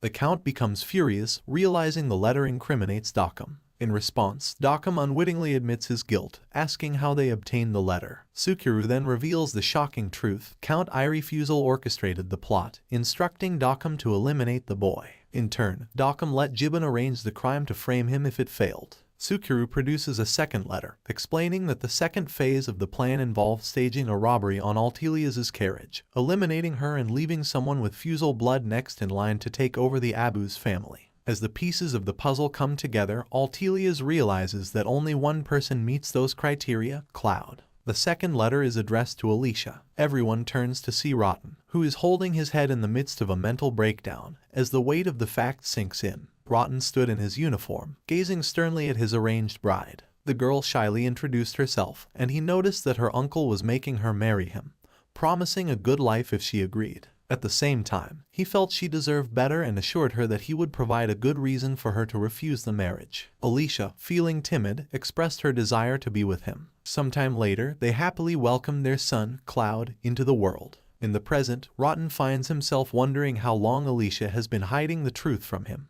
In a flashback, Rotten recalls a day when his son Cloud approached him, revealing Alicia's desire for him to marry Altelia's and succeed the Abu's family. Rotten's father pointed out that Dolce is set to succeed his father, but the boy expressed his wish to become a knight like Rotten. He wanted to protect the Abu's family, the citizens, and his mother. Returning to the present, Rotten experiences a mental breakdown as the truth sinks in. He realizes that Cloud's earlier remark wasn't a joke. Uttering his wife's name, Rotten dashes out of the room at full speed. Altelia's calls to him and rushes behind, while Tsukuru remains in place. At the training yard, Cloud is initially glad to see his father until he notices Rotten's cold demeanor. Rotten confronts Alicia, shocking her with a direct question about her involvement. Judging her guilty, he declares that as a knight of the Abu's family, he has no choice but to kill her right there. Cloud intervenes, blocking Rotten's strike and getting sent flying across the floor with a gash on his face, much to Rotten's shock. Alicia, despite her husband's warning, embraces her son. Cloud refuses to move away, asserting that it is a knight's duty to protect the weak. Altelia's pleads with the knight to stop, but another warrior warns her to stay away. Rotten raises his sword above his head, staring at his son until he breaks down and slumps to the ground. He apologizes to Cloud, holding the blade with both hands over his knees. Dingaro and the others approach, and Rotten apologizes to him for failing to end Alicia. He expresses his intention to atone with his life, pressing the sword against his neck before his terrified son. Cloud, overwhelmed, approaches Rotten, screaming. Dingaro orders a healer to be fetched. Kana observes the scene, and as Tsukuru nods approvingly, she dashes towards Rotten despite someone noting that it is below her level. The girl uses an extra heal, and a beam of light emanates from Rotten as the spell begins to work, blinding those present. Everyone is surprised at her skill, and Kana explains to Cloud that his father is alive but unconscious, causing him to break down in tears. The Count then approaches Alicia and reveals that her uncle, I Refusal, plotted Dolce's assassination. Upon hearing this, the woman breaks down and falls to the ground. She apologizes, stating that she only learned of the plot after the assassination had been carried out. Her uncle had told her that she had no other choice but to make her son the successor of the Abu's family. Enraged, Dingaro curses and orders Goliath to start the preparations for war, determined to settle the score. However, the knight is stopped by Dolce Sol, who declares that war only brings sorrow to people. He doesn't wish to see the people from Alguria suffer because of him. Dolce goes on to say that he didn't testify to start a war. Instead, he came back to answer Tsukuru's summon to save Kana from the false accusations brought against her. He mentions that his father also thought the same. The Count acknowledges this truth, and Kana cries at the sight of Dolce, until the boy explains that Tsukuru told him what happened. Dolce thanks her for becoming stronger and for saving Rotten's life, encouraging her to smile since there is no reason for her to cry or apologize. Dolce then smiles, glad to have gotten the chance to say his farewells, and asks all those present to keep on protecting the town and the people he loved. Led away by the knights, Dokkum expressed his disappointment at the plot's failure and silently wished that Tsukuru had never come. Glancing from a window, the boy, noting he hadn't gone there by choice, looked back at Dokkum. Black Mist, seizing the moment, proposed that now that the issue was settled, they should focus on defeating the representatives of God or whatever they were. Dokkum agreed, convinced that he would soon part ways with Kana. At Settle's shop, Kana found herself officially freed, and the knights removed her slave collar. The kind merchant handed her a set of new clothes, taking a moment to explain that Tsukuru had skillfully fixed and enhanced them after they got damaged, making them practically indestructible. Overwhelmed with gratitude, the girl embraced the garments, feeling a newfound sense of freedom and security. At the Abu's mansion, Count Dingaro extended his gratitude to the boy for his service. He took a moment to explain that they had successfully captured Dokkum and everyone involved, making sure to dismiss about 20% of the house's vassals. He added that Rotten had left his position due to Alicia's involvement. Tsukuru, observing the aftermath, noted that waging war in such a state would be challenging. The Count confirmed this, expressing his intention to report the plot to the royal family. However, he regretfully mentioned that the evidence Tsukuru brought might not be sufficient. Acknowledging the complexity of the situation, Count Dingaro pointed out the numerous rumors surrounding I Refusal. He suggested that Tsukuru could find more information if he delved into the matter. Tsukuru, perceptive as ever, correctly deduced that Dengaro wanted to hire him again to investigate these rumors. The Count sweetened the deal by offering 30 million gold upon completion of the task. Black Mist chimed in, noting the substantial sum, while Tsukuru weighed the risks, realizing they wouldn't have to endanger their lives in a war. Ultimately, he agreed to take on the job. Without wasting any time, Tsukuru dropped a pile of documents onto the Count's desk. To the man's surprise, Tsukuru explained that these papers contained evidence of Irie Fusel's involvement in illegal trade, slavery, and drug smuggling. He revealed that Bees had obtained the documents, happily stating that they had fulfilled the request and demanding his payment. As he carefully stowed away the bag of gold, concerned about Kana, Tsukuru inquired about her well-being. The Count reassured him, mentioning that everything was prepared for her return at any time, and Altelias had been eagerly anticipating her comeback. Meanwhile, the princess warmly greeted Kana, who was adorned in her new clothes, expressing enthusiasm about her return. She offered refreshments and ushered Kana along to complete the necessary procedures to resume her work. The two entered the account's office cheerfully, with Kana expressing her apologies. However, she bravely stated her desire to follow Tsukuru. Despite Tsukuru mentioning that the contract was nullified, Kana requested to become his slave again, emphasizing that he would be left alone if she departed. The cold and lonely look in Tsukuru's eyes reminded her of her own feelings during captivity. Unwilling to leave him alone, she asked to accompany him. Tsukuru, taken aback by her sincerity, questioned whether she knew his plans. Kana, determined, responded that she knew it might be something scary, but she still wished to stay by his side, even if it meant going against the world or God, and this left Tsukuru momentarily speechless. Curious about Ari's perspective, Tsukuru inquired if the prince was okay with Kana's decision. In response, Prince Ari erupted into laughter, urging Tsukuru not to underestimate Kana's determination and offering everything to him. Chuckling along, Count Dengaro agreed, stating that Kana would be sent back the moment she became a burden. The room erupted in joy, relieved at the resolution. However, the celebratory atmosphere was interrupted by a knock on the door. Goliath entered, bringing with him the enslaved Hana. The Count explained that the initial plan was to give Hana to Tsukuru in exchange for Kana. Tsukuru, expressing surprise, reminded everyone that Hana had tried to harm him. Dengaro clarified that she had confessed that Dokkum had taken her sister hostage, compelling her to commit crimes against her will. Despite her coerced actions, they decided to assign her to Tsukuru as punishment for her involvement in the crimes. Moved by Ari's plea, who begged Tsukuru to accept Hana, stating that she had no choice in her actions, Tsukuru turned to Kana for her opinion.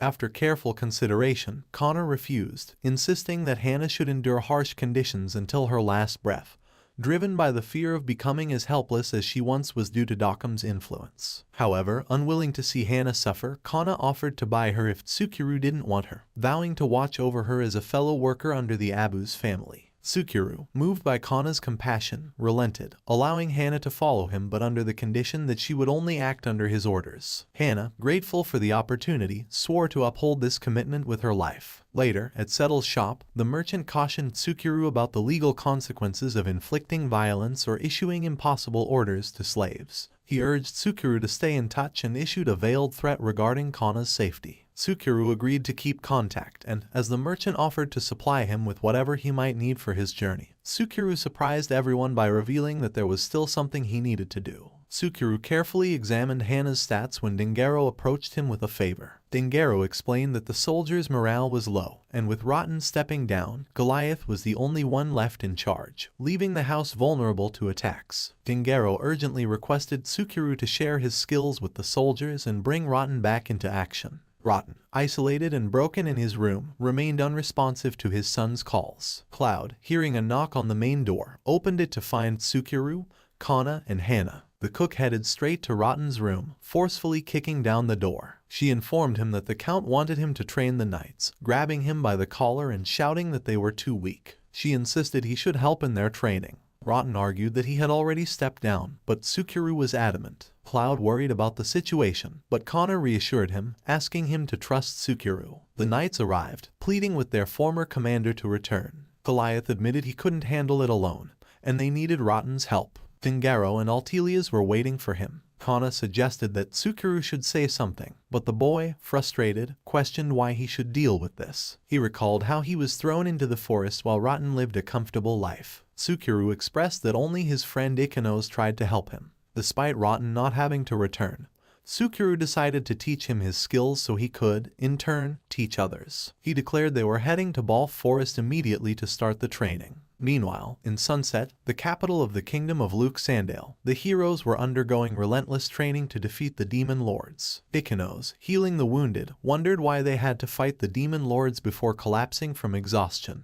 She reflected on her limited abilities, only being able to heal. Recalling how Tsukuru was mocked by another boy, she was reassured and asked to take care of herself. With a smile, she asked Tsukuru to stay safe. At Ball Forest, Tsukuru took the knights to the edge of a cliff to face the forest's monsters. He provided them with recovery food, expecting them to fare well. Meanwhile, Hana expressed her desire to join the training, but Tsukuru had other plans. He informed her that they were leaving to rescue her sister. As they reached Fusel Castle, the former maid questioned the appropriateness of such an action. Tsukuru responded by emphasizing the importance of rescuing someone as dear as her sister. He mentioned that if she was held hostage, they had to bring her back. Grateful, Hana thanked him. Activating their stealth skills, Tsukuru handed Kana the hider's coat to conceal her presence. Entering the castle, they came across a massive statue of Irie Fusel. Appalled by its poor taste, Hana wondered about the whereabouts of her sister, Sanya. Suddenly, bees materialized and informed them that Sanya was in an underground cell. Leading the way, bees guided them to the dungeon. Once in the dungeon, Tsukuru displayed his monstrous strength, prying open the bars with his bare hands. Hana tried to rouse her sister, and Kana offered to heal her. However, Tsukuru cautioned against using magic, as it could alert others. He suggested they leave first. In a moment of surprise, Tsukuru froze in place as he caught a glimpse of the girl, and uttered the name, Ayumu. Tsukuru reflected on his gloomy past, remembering the hardships and losses he endured. He felt as if there was no hope left for him in the world he used to inhabit. While he was engrossed in these thoughts, a divine being, the world's goddess, observed his situation through a magical mirror. She praised Tsukuru for his heroic act of rescuing a girl, acknowledging the positive energy he brought to her world. As the goddess marveled at the pleasant atmosphere created by Tsukuru's actions, she pondered the duration it would take for Susanoo Makoto's life, filled with regret but accepted as the cost of maintaining peace, to be expelled. Gazing at a sake cup in her hand, she witnessed a group of people dancing before her, and with a mystical gesture, she drained the life force from them. Concerned about the potential demise of the world, the goddess instructed Oheim no Mikoto to order everyone to repair the space-time wall urgently. She feared that if corrective actions weren't taken promptly, the world would face imminent collapse. The goddess explained that the spirited away phenomenon had been occurring in Japan since ancient times. This phenomenon involved the summoning of a human from Earth into another world. While summoning 1 or 2 people every few years was deemed acceptable, the recent trend had seen the summoning of a staggering 100 people in the past 2 instances. With each summoning, the protective barriers between the worlds weakened, bringing them dangerously close to destruction. Despite the interconnected fate of Earth and the other world, no effective measures had been implemented. This negligence prompted the goddess to curse the god of Earth, condemning their actions as rotten and irresponsible. In a moment of recollection, the goddess remembered her concern about the escalating large-scale summonings that posed a threat to the space-time wall. Worried that the Earth god had not taken any countermeasures, she expressed her willingness to assist if necessary. She acknowledged the summoning of 108 people and regretted her limited ability to intervene directly. Observing Tsukuru's life, marked by troubles and challenges, she felt a connection to his plight. Determined to empower Tsukuru, the goddess decided to grant him a special ability tied to his cooking skills. She also maxed out his luck, ensuring his survival in difficult situations. Additionally, she bestowed upon him the right to be released as her blessing, significantly amplifying his power, even if it were to be sealed. In the present moment, the goddess, looking at Tsukuru, remarked on the considerable time she had spent waiting. She beckoned him to approach, urging him to mete out justice to the rotten gods who jeopardized her world through repeated summonings. She promised unwavering support, vowing to spare no effort in aiding him. Pausing momentarily, she wondered about Tsukuru's current activities as she observed his group heading towards Settle's. At Settle's shop, Hana devotedly tended to her sister while Kana and Tsukuru peacefully slumbered. In the realm of dreams, Tsukuru found himself revisiting memories from his past life. He recalled a day when he returned home to an empty house, as his family had gone out to celebrate his entrance exam results. Engrossed in fixing a stew left on the stove by his mother, Tsukuru received a call that shattered his world. The news of a tragic accident reached him, revealing that his adopted family's car had collided head-on with a truck. In the wake of their funeral, someone remarked on the kindness his adopted family had shown by taking him in, treating him not just as the son of a friend but as one of their own. Back in the present, Sukuru awoke with tears streaming down his face. Sensing his distress, Kana observed with genuine concern. She gently informed him that Sanya was already awake and, sensing his emotional turmoil, attempted to inquire about his well-being. However, Sukuru, still grappling with the emotions stirred by his dream, urged her not to worry about it before abruptly heading off. Hana greeted Sukuru with gratitude, expressing her thanks for his heroic act of saving her younger sister. Sukuru, being modest, insisted that there was no need for thanks and, utilizing his culinary skills, set about preparing some easily digestible food for Hana. Both Sanya and Hana expressed their appreciation for the meal, and Sanya found the food not only nourishing but also delicious. While Sanya indulged in her meal, Sukuru couldn't help but notice the striking resemblance between the young girl and his foster sister, Ayumu. Despite having witnessed Ayumu's fate after the accident, he found himself wondering if, somehow, Sanya could be related to her through the mysterious phenomenon of summoning.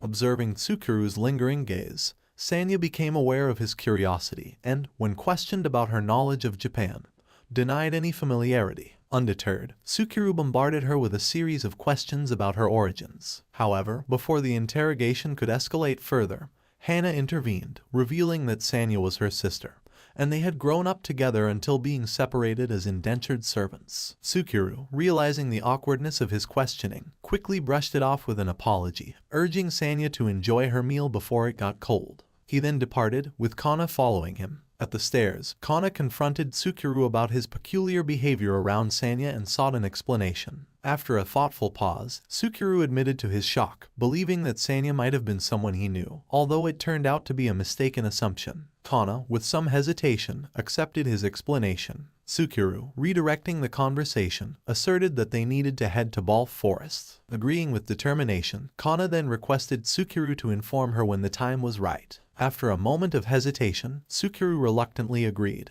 In the heart of Balf Forest, brave knights, guided by the valiant leaders Rotten and Goliath, united their strength to confront a horde of menacing monsters. As the creatures approached, Tsukuru and Kana observed the battle unfold. Tsukuru, displaying remarkable courage, stepped forward and skillfully injured a formidable bird-like monster. The troops erupted in cheers, knowing that their collective effort would significantly boost their experience points once they successfully vanquished the creature. Amidst the cheers, Goliath suggested a celebratory gathering upon their return, envisioning a joyous feast to commemorate their triumph. However, Rotten, wearing a crestfallen expression, seemed disheartened, casting a shadow over the festive proposal. Upon returning to the Abu's mansion, the group crossed the estate gate together except for Rotten. He solemnly informed the knights that his duty concluded at that moment, having ensured their survival, and fulfilled Dengaro's request. Yet, he expressed his inability to pass through the gates of the Abu's family estate, citing Alicia's transgressions as the reason. Convinced that the soldiers no longer required his services, Rotten asserted that his presence was unnecessary. Tsukuru, however, countered Rotten's assertion, acknowledging the undeniable growth in his strength and skills. Just then, Dengaro emerged with his daughter, emphasizing the risk posed by having a high-level warrior like Rotten roam freely. Recognizing the dilemma, Dengaro proposed a new role for Rotten, commanding the town's guards. He revealed a town-wide concern about a roaming bear, unaware that it was, in fact, Tsukuru. Dengaro believed that Rotten's skills could be instrumental in subduing the creature and maintaining the town's safety. Rotten hesitates in the face of the Count's insistence, attempting to refuse the new role offered to him. However, the Count, drawing upon their long history, reminds Rotten of their connection since his youth. He emphasizes the value of not only Rotten but also his promising son, Goliath. The Count expresses that losing such loyal individuals would be a great loss. Persuaded by these words and, especially, considering the future of his son, Goliath, Rotten eventually agrees. He makes a solemn promise to remain loyal to the Abu's family until his last breath. Meanwhile, Cloud learns about this positive development from his grandmother. On a different note, Sanya adopts a unique approach to leveling up, consuming large quantities of Taka's food. The boy notices Sanya's energetic behavior, prompting Hana to explain that, as a wolf and a beastman, Sanya possesses a robust resistance against hunger and can endure with minimal food or water. Reflecting on her recent encounter with refusal, Sanya expresses her frustration at being caught while sleeping. Sukuru, however, provides context to the situation, explaining that Fusel stole everything from his mansion. Dengaro took action by sending a letter to the king, accusing Fusel of his crimes. Hearing this, Sanya expresses her relief at enduring Fusel's actions, realizing that it now means she can enjoy Tsukuru's cooking every day. Tsukuru finds himself taken aback by the girl's eagerness to follow him. When Kana suggests that it might be safer for her to stay behind, the girl protests vehemently. She deems it unfair that her sister gets to go while she is left behind, and with an expression that reminds Tsukuru of Ayamu's past pleas, he eventually gives in. The girl bursts with joy, and Kana, observing Tsukuru's decision, playfully wonders if he might have a penchant for younger individuals. Tsukuru takes charge, getting the girl new clothes and checking both hers and her sister's stats before their departure. Dengaro and Altelias appear to bid farewell, extending an open invitation to visit them anytime. Ari, expressing concern for Tsukuru's safety, considers him a part of their family with the Abu's family short sword. She warmly embraces Kana and Hana,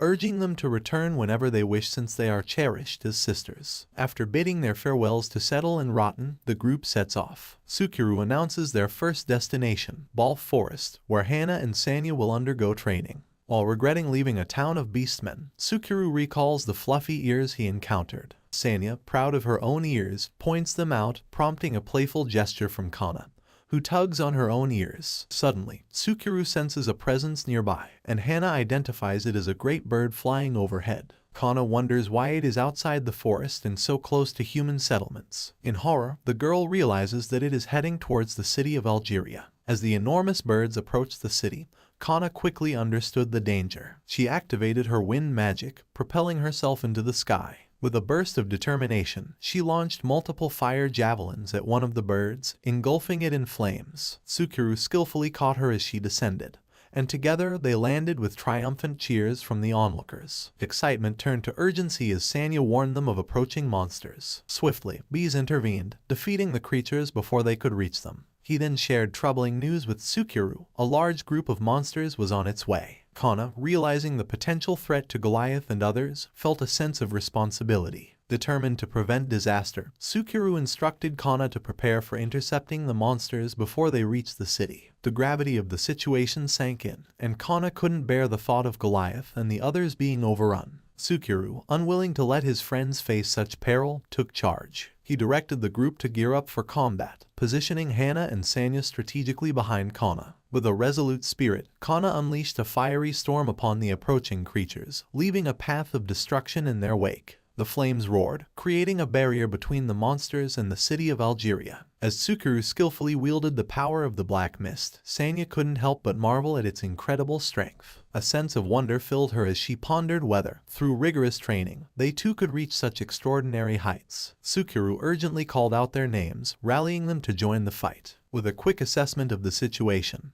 he directed Hana to confront a formidable adversary, a level 230 silver elephant. Having softened it up and restrained the mighty creature, Tsukuru instructed Hana to deliver the decisive blow using her strength skills and brass knuckles. Hana, fueled by determination, struck with all her might, successfully defeating the monster. However, the sheer force of her attack shattered her arm. Gripped by shock, she clutched her mangled limb, blood flowing. To everyone's surprise, even in the midst of her pain, Hana leveled up. As the others rushed to her aid, Black Mist astutely noted the toll such a massive level up had taken on her body. Understanding the consequences of pushing oneself too far, Tsukuru took immediate action. Utilizing the power of ultimate cooking, he crafted a special dish and ordered Hana to consume it, emphasizing the urgency by warning her of the potential consequences if she refused. With haste, Sanya grabbed a piece of the dish and fed it to her suffering sister, encouraging her to swallow it.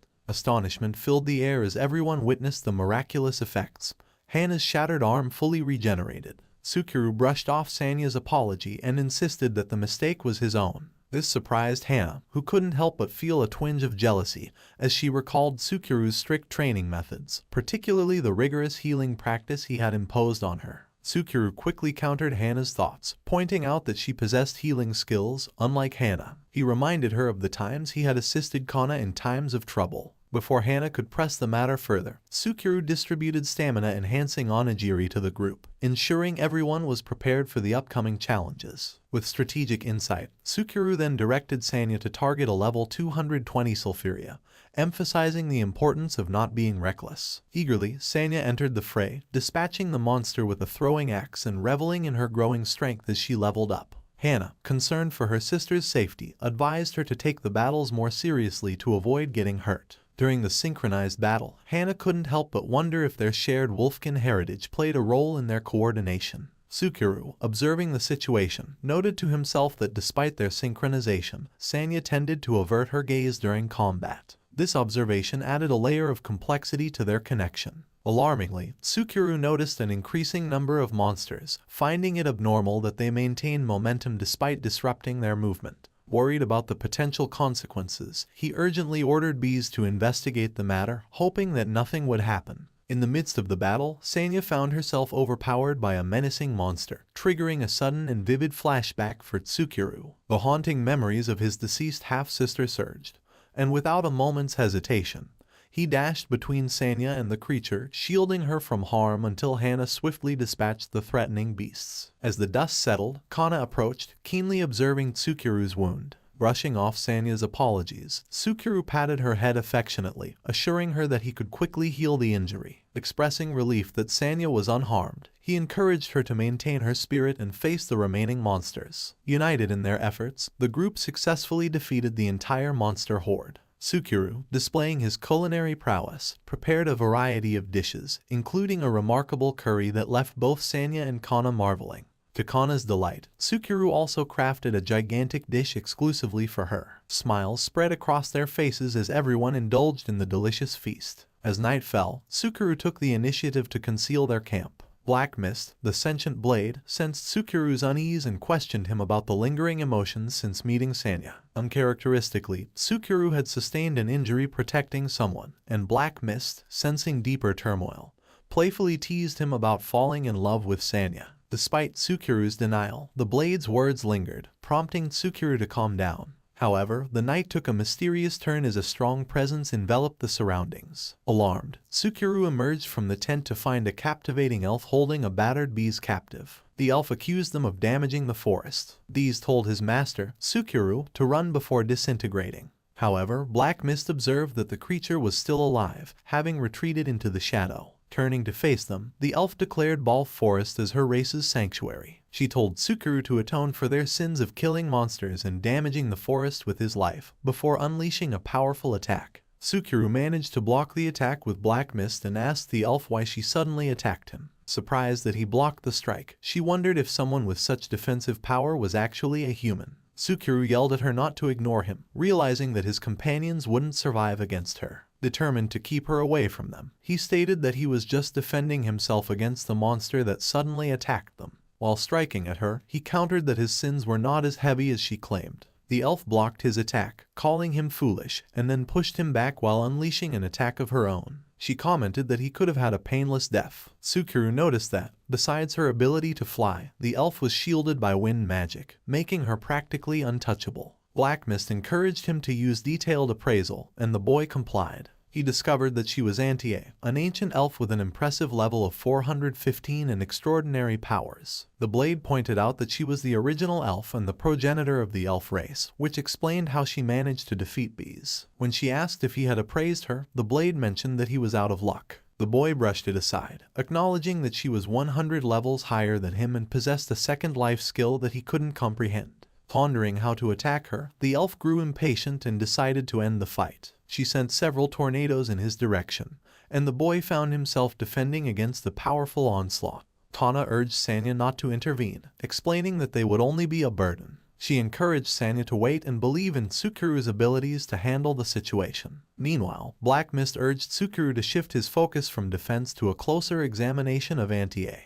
Before he could respond, however, he was struck by an attack, sending him crashing against the ground. The blade implored him to get up, and as Tsukuru rose, he couldn't help but reflect on how he always found himself in such situations since arriving in that world. He noted that no one had bothered to inquire about his circumstances, they simply did as they pleased. Furious, he screamed with determination, vowing not to die until he had crushed every single one of his tormentors. Tsukuru attacked Antia with a combination of his wood and dark magic. Although she dodged the wood tentacles and noted his resistance, Tsukuru sensed her attempt to attack him from behind and managed to sever his arm while declaring that it was futile. Antia, shocked, found herself surrounded by multiple Tsukurus. She realized he was trying to confuse her with illusions. Antia geared up to employ her wind magic to defeat all the Tsukurus simultaneously, but her plans were abruptly halted as Tsukuru stabbed her through the chest from behind. Coughing up blood, she witnessed the boy casually eating some food and admitting that she would have won if she had defeated them all. Tsukuru declared that it was over, and as Antia fell to the ground, he approached her, activating Wild Instinct and lowering Black Mist. Antia, expecting a finishing blow, asked if he wasn't going to end her. Tsukuru, however, responded that she was fatally wounded and only alive due to her second life skill. Confirming this, she expressed surprise at losing to a human and revealed that if he struck her down now, she would be gone for good,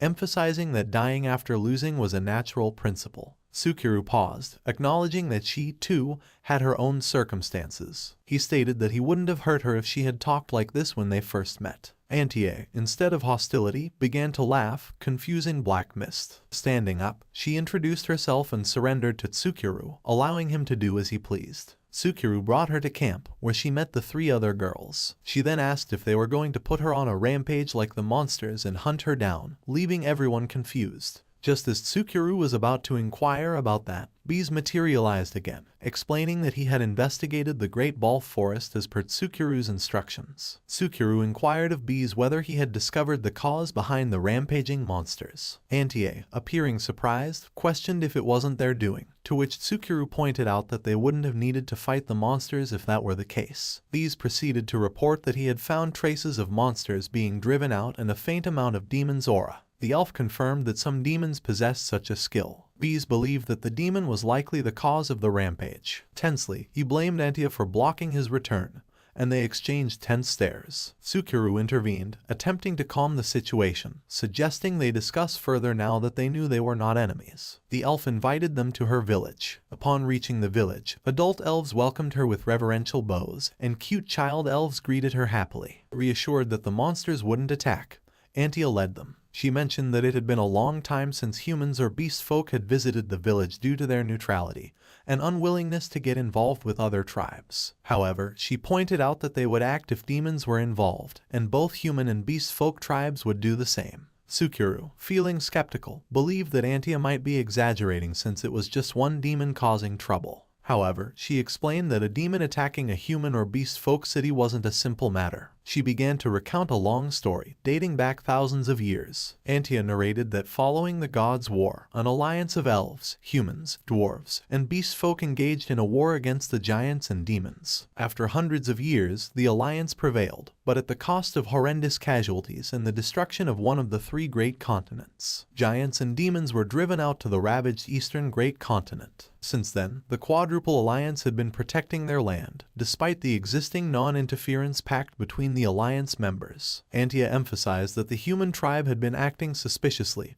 developing weapons, increasing their population and magic power, thereby threatening the peace of the great continent. This created an opportunity for the other tribes to expand their own claims. Antia passionately declared that if the demons were beginning their assault, the Alliance must unite to repel the invaders and prevent history from repeating itself. She turned to address her audience, only to realize that they had all fallen asleep. Later, Tsukuru found himself sitting by a waterfall, contemplating Antia's words. Unwilling to get involved, Kana approached him. She remarked on how they ended up in the elf village, received significant news, and stated that she wouldn't return to Algeria. Curious, she asked Tsukuru if he would cooperate with the elf. Upon his refusal, she replied that she figured as much, noting that he wasn't from that world. Kana then revealed that she knew he was the hero who was summoned and then discarded. She apologized for hiding this information from him. In response, Tsukuru pointed out that he wasn't a hero, having been rejected and abandoned at the Ball Forest after the auction, a fact that Kana found extremely cruel. Reflecting on the harrowing experiences he endured, Tsukuru expressed his lack of interest in saving the world. His sole desire was to exact revenge against those responsible for subjecting him to such suffering.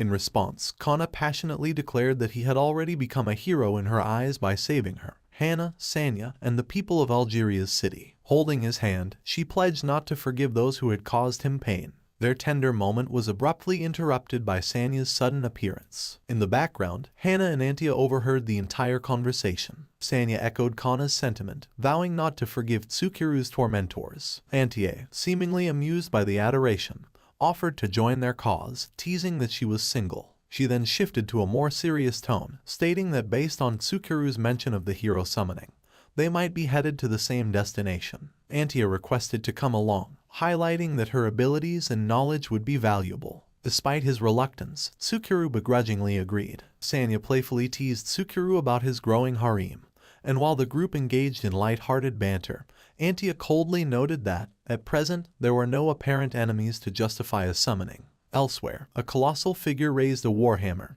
hinting at potential challenges on the horizon. The group had a splendid time in the elf village, relishing in the joys of life, when suddenly a servant appeared, bowing respectfully and announcing that the meal was ready. With excitement, they swiftly made their way to the table, only to be surprised by a colossal grilled bug awaiting them. Antia, the elf girls encouraged, was told to eat heartily to gather energy before joining the others. However, she had different plans. She explained that she was curious about what the humans were up to, considering their short lifespan.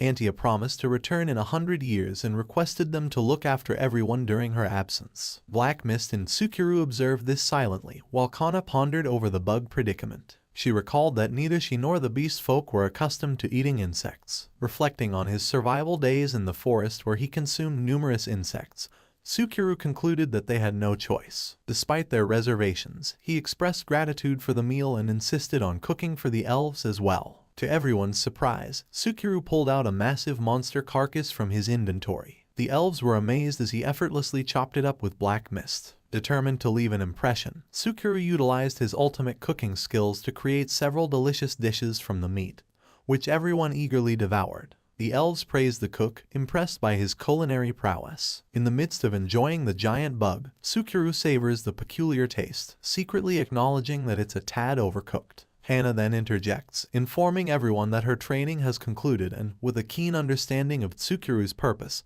contemplates where his journey will take him next. The girls collectively piece together that the summoning originated from the human raid Proan Empire to the south of their current location. As they delve into discussions on how to reach this destination, Tsukiru watches nervously, uncertain of the unfolding plans. A sudden realization strikes them. Tsukiru lacks knowledge of the world's geography. They express surprise that he managed to escape Balf Forest, with Black Mist humorously noting that he initially headed in the wrong direction until she guided him towards the exit, playfully labeling him as hopeless. Antia comes to the rescue, unfolding a map of the continent. With a clear visual aid, she explains the geographical divisions, elves residing in the north, beast folk at the center, and humans predominantly inhabiting the southern regions. In their quest to reach the raid-crewed empire, Hannah proposes a southern route from the beast folk Templeton Kingdom, specifically through Algeria City. They plan to enter the Angels Union and traverse the Luke Sandale Kingdom before finally reaching the empire. Tsukiru recalls that Ikanos had dealings with Luke Sandale.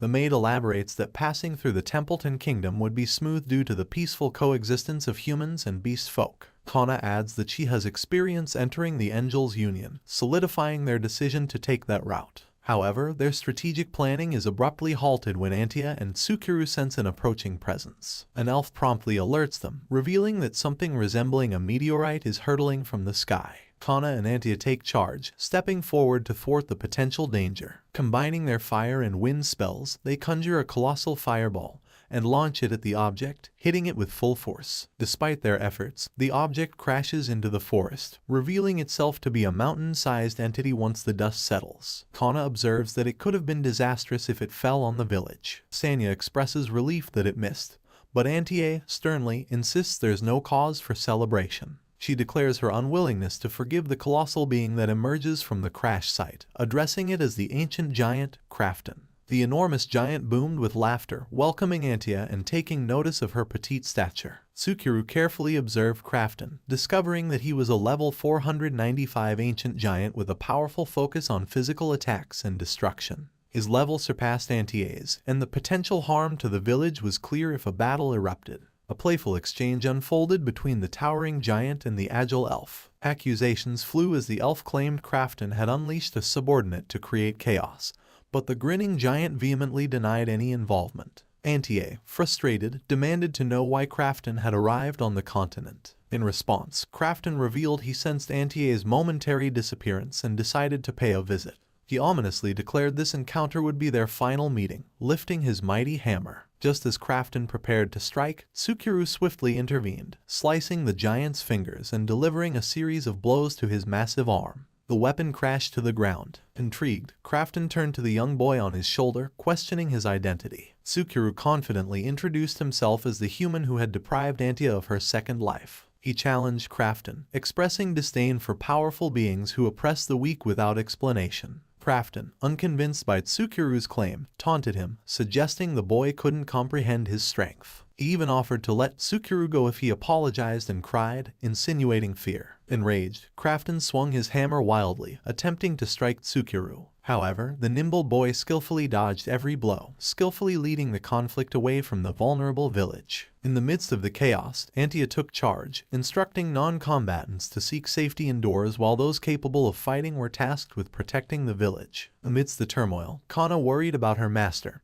hoping for his safety in the face of the unpredictable battle. In another location, Black Mist observed from a distance, ensuring they were safely removed from the unfolding confrontation. The giant, frustrated by Tsukuru's evasive maneuvers, demanded a fair and square fight. Despite the giant's insistence, the boy continued to skillfully dodge, earning a remark from the sentient blade about the giant's lack of intellectual prowess. The blade encouraged Tsukuru to swing freely, but to their surprise, the strikes seemed to have no impact on Crafton. Crafton, in turn, swung his massive weapon at Tsukuru, who adeptly avoided the powerful blows. The giant pondered the stark differences between them. Undeterred, Tsukuru continued to land several blows on Crafton's body, only to notice that his attacks were equally ineffective. Acknowledging the apparent imperviousness of his strikes, Tsukuru decided to unleash his ultimate move, Guillotine Hellfire. However, Crafton countered with a charging attack. The clash sent shockwaves through the nearby group, and the giant praised Tsukuru for being the first to withstand such an assault. Transforming into a more demonic form,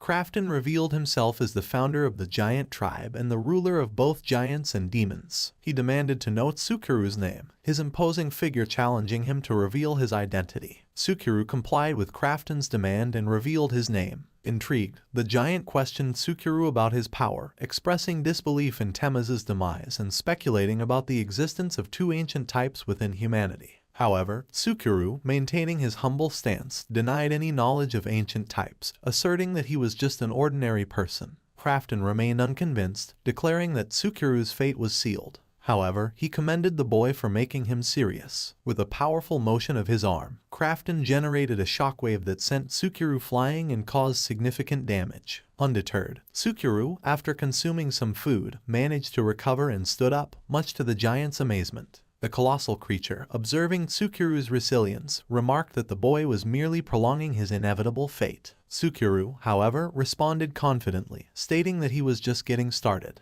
He raised Black Mist, a determined look on his face. In response, Crafton laughed, praising Tsukuru's defiance and predicting the end of his tough act as he prepared for another round of attack. Tsukuru was prepared to confront the colossal opponent, Crafton. He observed a noticeable surge in Crafton's strength and speed. Crafton, full of confidence, jeered at Tsukuru and lunged forward to launch an attack. Tsukuru exerted every effort to fend off the mighty strikes, but Crafton persistently ridiculed him. Struggling against the giant adversary, even Tsukuru's sword, Black Mist, expressed concern, stating that this battle would be challenging due to Crafton's higher level and strength. It seemed like facing Crafton head-on would leave Tsukuru with no chance of victory. However, a stroke of luck for Tsukuru was the mythical class divine nature of Black Mist. The sword boasted about its divine qualities and urged Tsukuru to place trust in its abilities. Black Mist then guided Tsukuru, prompting a complete transformation in his moves and tactics. Tsukuru, unwaveringly following Black Mist's instructions, surprised Crafton as his movements and fighting style underwent a remarkable change. As Black Mist guided him through the intense battle, Tsukuru received a crucial command: to maintain unwavering focus and ensure that his blood circulated vigorously throughout his entire body, pushing himself to the absolute limit. Now, standing eye to eye with the towering giant, Tsukuru soared into the air as instructed by Black Mist. The divine sword urged him to utilize its power and strike the giant's face. Crafton, the colossal giant, reacted with fury. He taunted Tsukuru, asserting that his seemingly blunt sword couldn't inflict harm. Undeterred, Tsukuru boldly declared himself as the Black Mist, warning Crafton not to underestimate him. In response, a resolute Tsukuru unleashed a powerful scream, signaling his determination. Following Black Mist's guidance, Tsukuru unveiled a newfound skill, his ultimate move, number 2. Even Crafton, the giant, was taken aback by the unexpected prowess displayed by Tsukuru. With unwavering resolve, Tsukuru dashed towards the colossal opponent, launching a relentless assault with all his might. Combining his newfound skill with the might of Black Mist, Crafton, undaunted, prepared to face the full force of Tsukuru's onslaught. Crafton unleashed a barrage of massive fists towards Tsukuru, but the nimble warrior skillfully dodged each attack. His smaller stature played to his advantage, allowing him to evade Crafton's colossal strikes effortlessly. In a swift motion, Tsukuru managed to slice off one of Crafton's arms, causing a spurt of blood. However, rather than disarming the giant, it only fueled Crafton's rage. Crafton, now even more furious, charged at Tsukuru with his remaining fist. Despite Black Mist's warning, Tsukuru couldn't defend in time, and the colossal fist collided with him, resulting in a tremendous explosion. The aftermath left both Crafton and Tsukuru sprawled on the ground, their powers clashing and causing a chaotic collision. Tsukuru plummeted from the sky, crashing onto the ground with great force. Unconscious and bleeding, he lay vulnerable. Black Mist, the sentient sword, expressed concern and urgently urged Tsukuru to wake up and heal. Tsukuru, though unconscious, sensed the need for a speedy recovery. He contemplated the necessity of preparing some recovery food, recognizing that lingering in his injured state could jeopardize his chances of enjoying a healing meal. Despite this realization, Tsukuru found himself unable to move. Crafton, having swiftly recovered, stood tall and laughed, expressing disbelief that Tsukuru had managed to sever his arm and temporarily best him. Crafton acknowledged that this was the first time he had been pushed to such limits. With a menacing grin, he raised his colossal foot, intending to crush the still unconscious Tsukuru on the ground. Before delivering the potentially fatal blow, Crafton remarked that it had been a commendable fight. In the nick of time, Kana intervened, rushing between Crafton and the defenseless Tsukuru. She screamed at Crafton, attempting to halt his impending attack. Despite her courageous efforts, Crafton merely laughed off her interference. Tsukuru, still unable to move, watched the scene unfold with a mixture of surprise and concern. He doubted Kana's ability to stop Crafton and feared that she might meet the same fate. Suddenly, Tsukuru sensed a gentle touch on his head. A divine-looking woman, almost as if she were crafted from petals, sat beside him. Puzzled, Tsukuru wondered about her identity. However, the mysterious woman redirected his focus, warning him that it was not the time for questions. She insisted that Tsukuru answer her inquiry promptly, or else he faced the risk of perishing in the dire situation. The lady asked Tsukuru once more if he wanted to become stronger. All of a sudden, Tsukuru felt a rush of strong emotions, and it dawned on him that he still had some scores to settle and a bunch of people to deal with. Overwhelmed by these thoughts, Tsukuru agreed to the woman's question. She nodded in approval and mentioned that she would now lift her divine protection. Confused, Tsukuru inquired again, but the woman assured him that he would understand soon. Tsukuru noticed a status window that revealed the removal of the divine protection seal. However, there was a word that had been censored, leaving Tsukuru puzzled. Another status window popped up, indicating that Tsukuru had acquired a unique skill called Feast of the Gods. The woman had vanished, and Tsukuru, now on his feet, looked resolute. Crafton, the giant, was engulfed in a brilliant, blinding light, surprising Kana. Annoyed, Tsukuru discovered the explanation for his newfound skill. It turned out that with the Feast of the Gods skill, he could concoct a dish using ingredients above level 300. Eating this dish would grant him a wish, but only for a brief 5 minutes. However, when the effect wore off, he would lose one of his senses for the following day. Additionally, Tsukuru couldn't prepare identical dishes from the same individual, and he had to carefully consider when to use this special ability. Filled with rage, Tsukuru let out a powerful scream, pleading for enough strength to conquer Crafton, with nothing else on his mind. In a hurry, Tsukuru prepared and devoured Emperor Dragon meat, even though it tasted terribly unpleasant. However, the sacrifice of taste brought him a new skill, a goddess skill named Divine Power, but only for a limited time. Now armed with this newfound ability, Tsukuru stood ready, taunting Crafton. Crafton, in response, appeared visibly nervous and began to panic. Despite Crafton's screams insisting that Tsukiru's power-up wouldn't be enough to defeat him, Tsukiru charged at him with astonishing speed. Crafton struggled to keep up, and Tsukiru, in a mocking tone, questioned if Crafton was truly just a human. Fueled by rage and disbelief at losing to a human, Crafton roared. But Tsukiru unleashed his skill, Guillotine Hellfire. The devastating power of this skill proved overwhelming, obliterating Crafton and securing Tsukiru's victory. Crafton, the giant, bled profusely when struck by Tsukiru's impressive skills, causing a downpour of blood that covered everything around them. Walking back amidst the crimson aftermath, Tsukiru appeared disheveled, while Kana sat nearby, also drenched in blood, wearing a concerned expression. Tsukiru, overwhelmed by the situation, vented his frustration at Kana, labeling her an idiot for intervening in the fight. However, the mood shifted when Sanya came running excitedly from behind, hugging Tsukiru and praising him for his cool performance, proudly acknowledging him as her master. Even Antie, with a smile, complimented Tsukiru, acknowledging his achievement. Despite the positive feedback, Tsukiru remained discontent, loudly expressing his dissatisfaction and insisting that if they were defeated in the battle, his efforts would have been in vain. Feeling a sense of disappointment and thinking that he hadn't accomplished much, Tsukiru was interrupted by Antie. She reminded him that the battle was not over, pointing out that Crafton still had a second life. Suddenly, the giant Crafton stood back up, leaving Tsukiru in shock. However, his sentient blade, Black Mist, urgently advised Tsukiru to strike down Crafton before his divine power dissipated.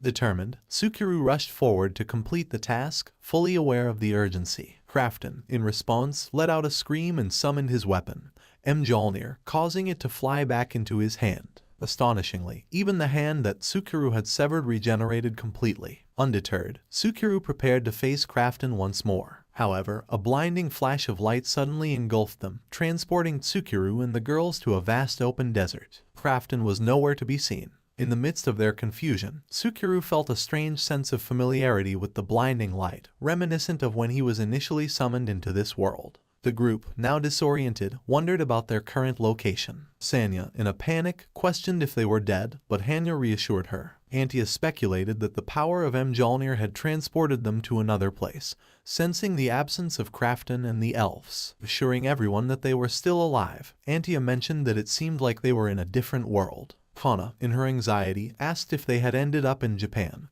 to which Tsukiru, somewhat annoyed, replied that they hadn't. As Tsukiru began to walk back towards the girls, he suddenly felt an overwhelming confusion, his body betraying him. Before he could reach them, Tsukiru collapsed, perplexed and disoriented, leaving the girls in a panic as they rushed towards him. In the capital of the Luke Sandale Kingdom, Sunset, a disheveled beastfolk frantically holds a little girl, screaming for help. He pleads for an antidote or healing, explaining that his daughter has been poisoned by a monster. Ikanos, who happened to be walking nearby, hears the desperate cries and offers to help. However, her compassionate intentions are abruptly halted by a group of people. A cloaked man steps forward, preventing Ikanos from approaching the distressed beastfolk. The man informs Ikanos that the beastfolk, due to their low social standing, might pose a threat. He warns her that if she were to go near him, he might attack her and attempt to steal her belongings. The cloaked man goes on to explain that even if the beastfolk refrains from violence, he might still try to exploit her generosity by asking for food and money. The man emphasizes that Ikanos, being from another world, might not be aware of the challenges associated with interacting with beastfolk.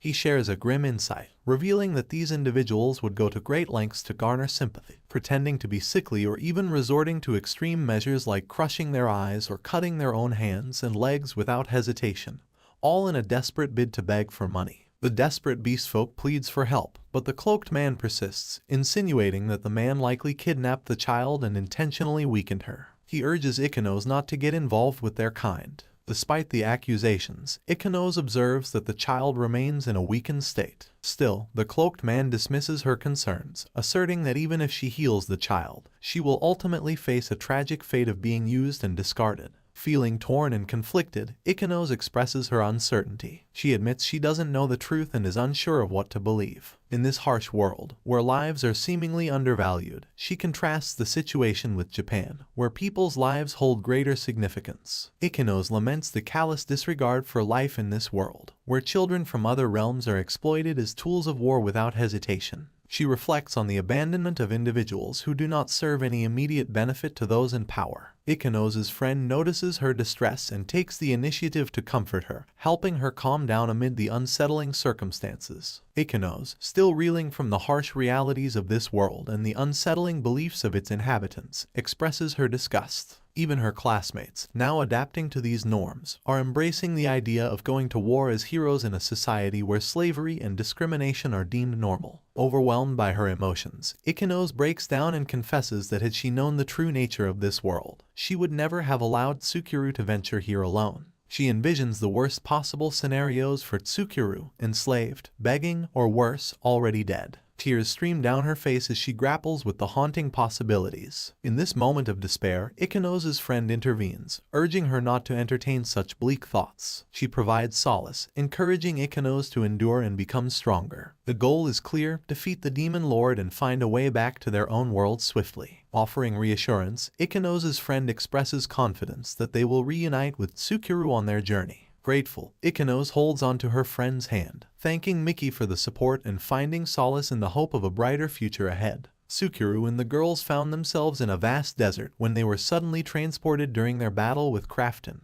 the giant. Exhausted from using his divine power, Tsukuru fainted. The girls, filled with panic, rushed to him, wondering what had happened to their master. They questioned if he had become unconscious due to the intense damage he suffered in the fight. Lying on the ground, Tsukuru was unable to move. Despite his immobility, his thoughts continued to race, pondering the mysterious events surrounding him. The girls, now sobbing, desperately attempted to revive him. Kana shared that she had already cast healing magic on Tsukuru, but he showed no signs of response. Tsukuru, still conscious, felt a peculiar sensation. Although his eyes, ears, and brain were operational, he couldn't sense any part of his body. It was as if he had been injected with anesthesia. Uncertain about his ability to move, Tsukuru grappled with the surreal experience while the girls anxiously waited for any positive change in their master's condition. Tsukuru carried the sword Black Mist on his back, still sheathed, as he found himself in the desert. Surprisingly, the sword began to speak, noting that Tsukuru seemed to have lost his sense of touch due to the penalty of the skill, Feast of the Gods. Chuckling, Black Mist remarked that at least Tsukuru was fortunate to have it still by his side.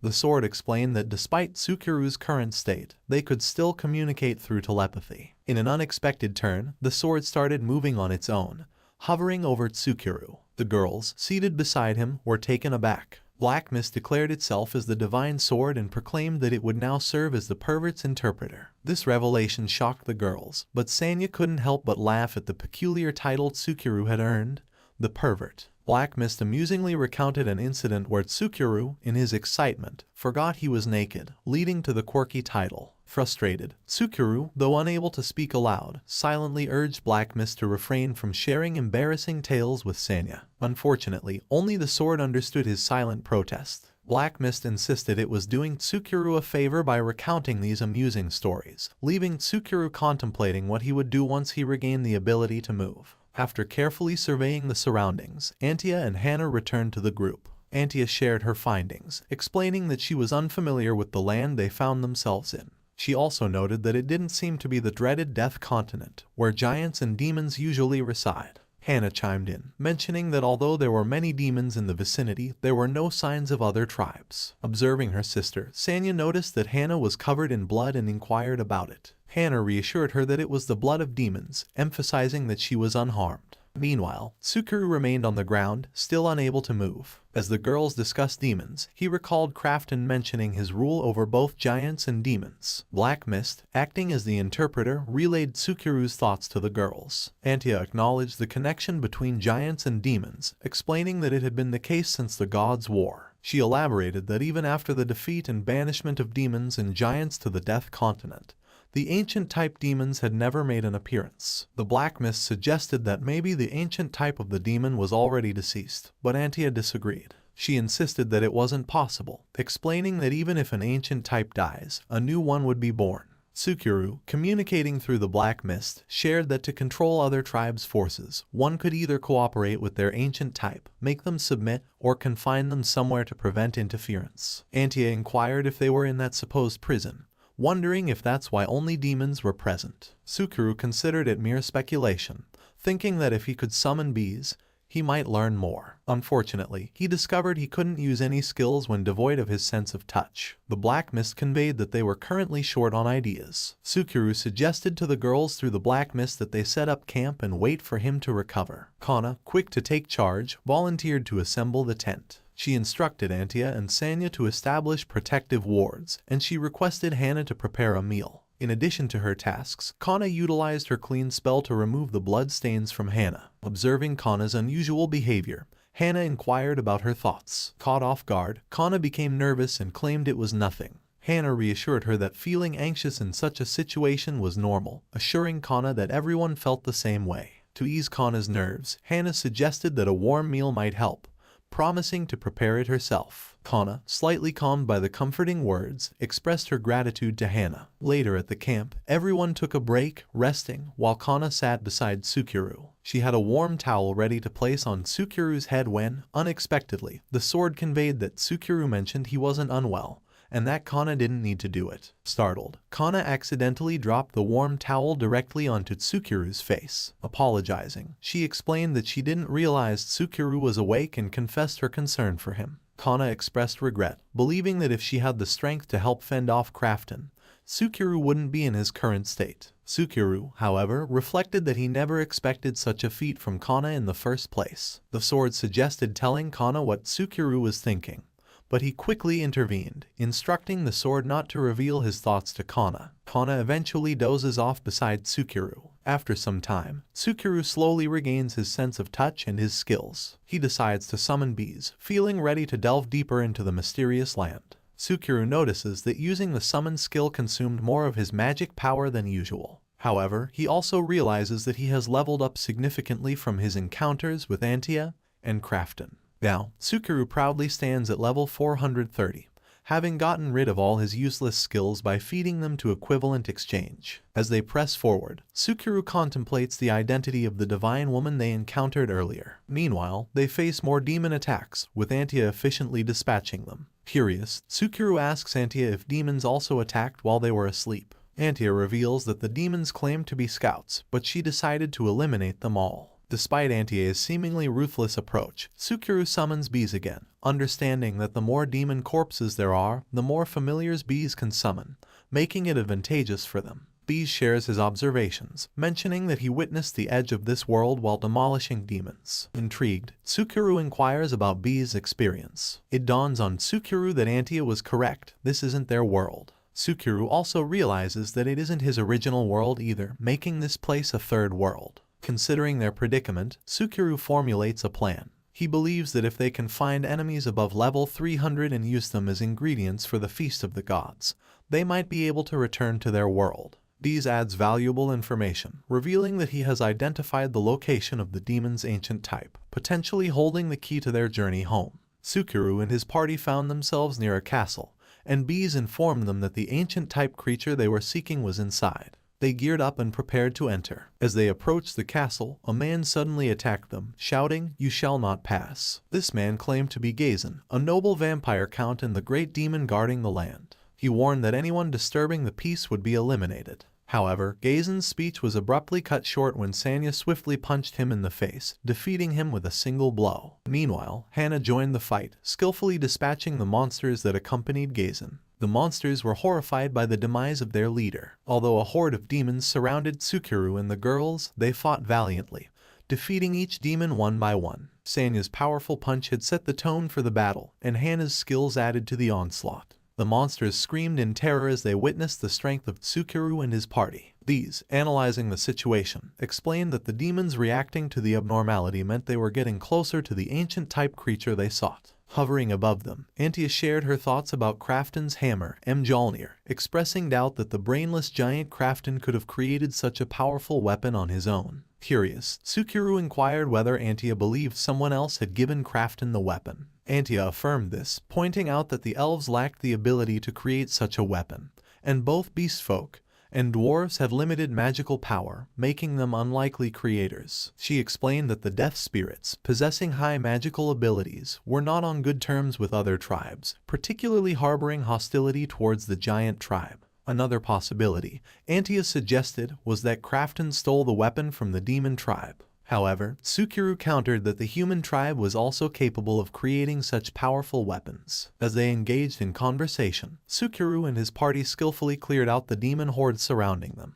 Antia chimed in, cautioning Tsukuru not to expect too much from the demon's intelligence, noting that although they weren't as dim-witted as the giant tribe, demons were not particularly known for their cleverness. Pondering this information, Tsukuru suggested seeking answers from the demon tribe's ancient type. Antia responded, mentioning that if Tsukuru couldn't obtain the information through diplomacy, he could always resort to using them as ingredients. Tsukuru contemplated the use of Feast of the Gods to escape their current predicament. However, he realized that he needed an ingredient above level 300 to activate the spell. Meanwhile, the ancient type sat on his throne, panic seizing him as he discovered the sudden disappearance of thousands of his soldiers. Sensing Antie's presence, the ancient type erupted in rage, summoning more soldiers to confront Tsukuru and his party. Undeterred, Tsukuru and his party easily dispatched the attacking monsters, steadily making their way toward the throne. The remaining monsters guarding the throne and their master panicked, cowering in fear at the approaching threat. Antie, amused by the sight, couldn't help but laugh. Mockingly, she taunted the plump master, Catapulpas, pointing out that even his subordinates weren't loyal to him. Observing Catapulpas with a level of 440, Tsukuru realized the formidable strength they were up against. In response, Catapulpas let out a scream, addressing Antie. He noted that they had been blown away by Crafton's peculiar hammer, explaining that this world was self-contained,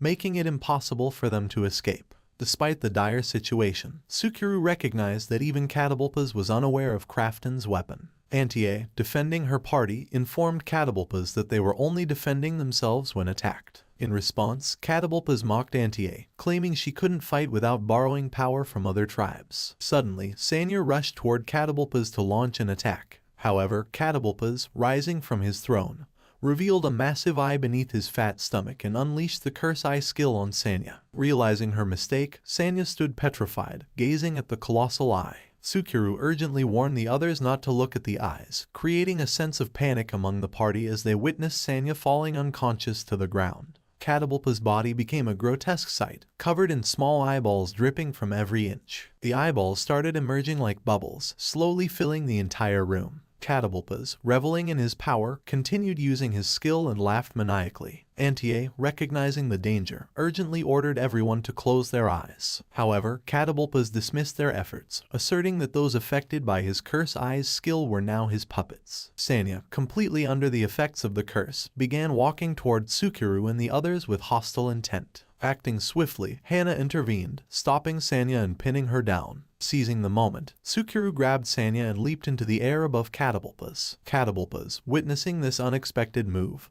panicked, questioning how a mere human remained unaffected by his skills. Undeterred, Tsukuru closed his eyes and confidently declared that he could sense Catapulpa's location even without relying on his vision. Utilizing his presence detection skill, Tsukuru engaged in a battle where sight was no longer necessary, determined to overcome Catapulpa's sinister influence. In the midst of Catapulpa's panic and screams, he desperately claimed to still possess a second life. However, Tsukuru swiftly interrupted, stating that Catapulpas did not have a second life. Unfazed by the ancient type's final plea, Tsukuru informed Catapulpas that, among all the ancient types he had faced, Catapulpas was the weakest. With a single, decisive slash, Tsukuru cut Catapulpas in half. With Catapulpas defeated, Sanya returned to her normal state. Tsukuru acknowledged that they hadn't obtained any useful information, but he had secured Catapulpa's meat, which he believed could help them return. Antie, struggling to contain her nausea, inquired whether Tsukuru intended to eat the meat. Reflecting on it, Tsukuru admitted he had no desire to consume it either. At that moment, Kana stepped forward, suggesting that Tsukuru let her eat the Feast of the Gods. Tsukuru found himself all alone in a strange and unfamiliar place, making him wonder about his whereabouts. He recalled that Kana had devoured the Feast of the Gods,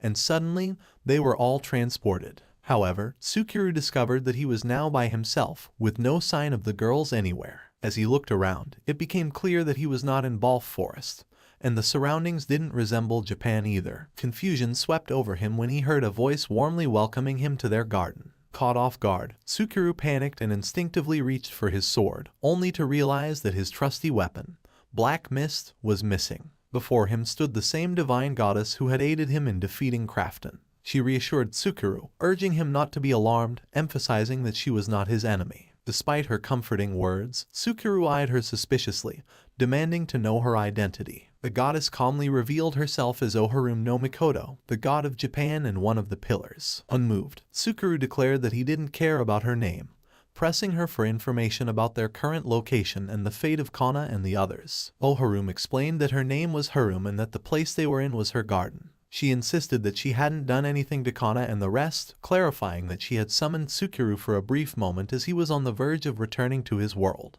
According to Harume, she had several requests to make of him. Harume began to unfold the tale of her divine nature to Tsukuru, revealing that she was the god of Japan, possessing knowledge of every event within the country and every living being residing in it. Astonishingly, she disclosed that she had been aware of Tsukuru even before he took his first breath inside his mother's womb, tracking every moment of his life until the fateful summoning into that mysterious world, alongside 107 other classmates. Struggling to comprehend the depth of this revelation, Tsukuru was left utterly flabbergasted, finding himself at a loss for words. Nevertheless, he mustered the courage to question Harume about why she hadn't intervened, considering she knew about their plight. Harume clarified that it wasn't a matter of unwillingness but impossibility. As Tsukuru took a seat at a table, tea served before him, Harume explained the delicate balance at play. She described that canceling the summoning would unleash a chaotic surge of energy with no destination, spiraling into an uncontrollable force. Such an event, she elaborated, would trigger a dimension explosion capable of obliterating not just Japan,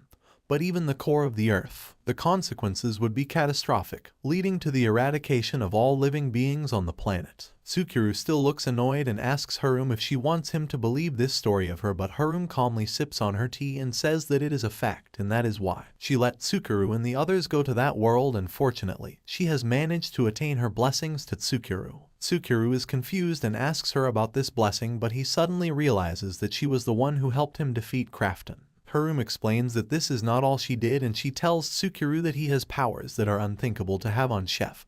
And originally all those powerful skills weren't supposed to be that powerful, and thanks to her blessings, all of Tsukuru's skills have become broken skills and they are cheat skills. Harume has now started to scream excitedly, which is the complete opposite of her calm behavior. Tsukuru asks her why she didn't just give him all the skills in the first place, but Harume explains that if she had released all her blessing powers when he was at level 1, his body and mind wouldn't be able to endure the power and explode, and that's why she adjusted her blessing powers according to Tsukuru's level. Tsukuru is sitting with Harume and he is a little convinced but not completely yet, and Tsukuru says that he understands that all of his power was thanks to Harume's blessing, but what is her actual goal? Harume tells Tsukuru that she wants him to make it so that that world can't summon people from their world anymore. Harume starts to scream again and says that she can't believe they opened a huge hole in the space-time wall and just kidnapped people from another dimension, and they even left the hole without even repairing it. She says that this would cause the world to collapse, and it might be fine if it is only a small hole, but they opened a huge hole that can carry off hundreds of people.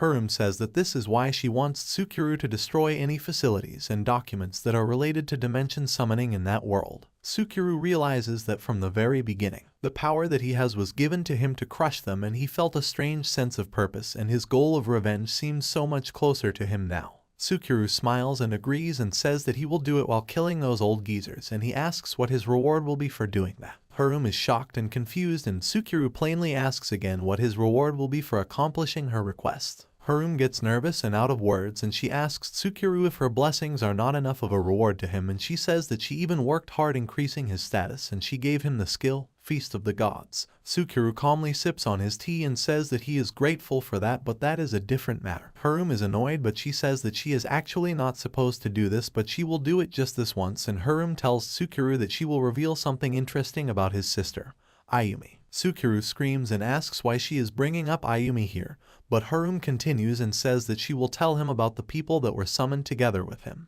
Harume tells Tsukuru that his friend Kana will learn space-time magic in the near future, and then he will be able to return to Japan at any time, but he should let any of his classmates return there. Tsukuru is confused and asks why, and Harume explains that 108 high school students were gone instantly from Japan, and it was a major incident.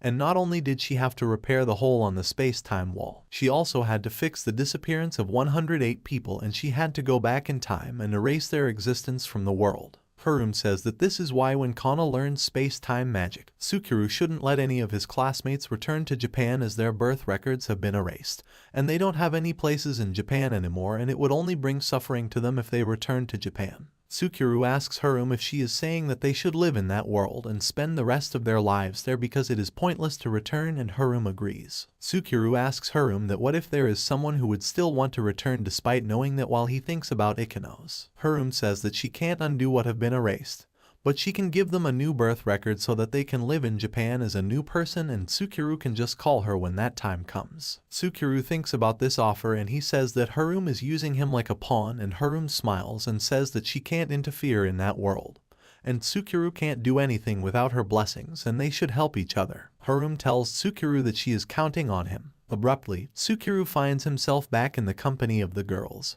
who joyfully cheer at their return to the Balf Forest. Despite the celebration and the warm welcome from the elves, Sukuru remains lost in his thoughts. His mind is consumed by reflections on the enigmatic Harum woman, recalling how she swiftly dismissed him after their conversation. Sukuru contemplates the increasing complexity of the situation, especially wondering about the undisclosed information Harum was hinting at regarding Ayumi. Amidst his contemplation, Kana notices Tsukuru's preoccupation and interrupts, expressing concern about his well-being. Sukuru reassures her, dismissing it as nothing. However, he advises Kana to rest, mindful of the impending penalty from the Feast of the Gods. Returning to his thoughts, Sukuru acknowledges a shift in his feelings. While he may not care much about his other classmates, there's a notable exception when it comes to Ikenos. Kana had lost her ability to hear because of the penalty she faced for eating the Feast of the Gods. They instructed Kana to write down words whenever she wished to communicate and advised her to take a break until she recovered.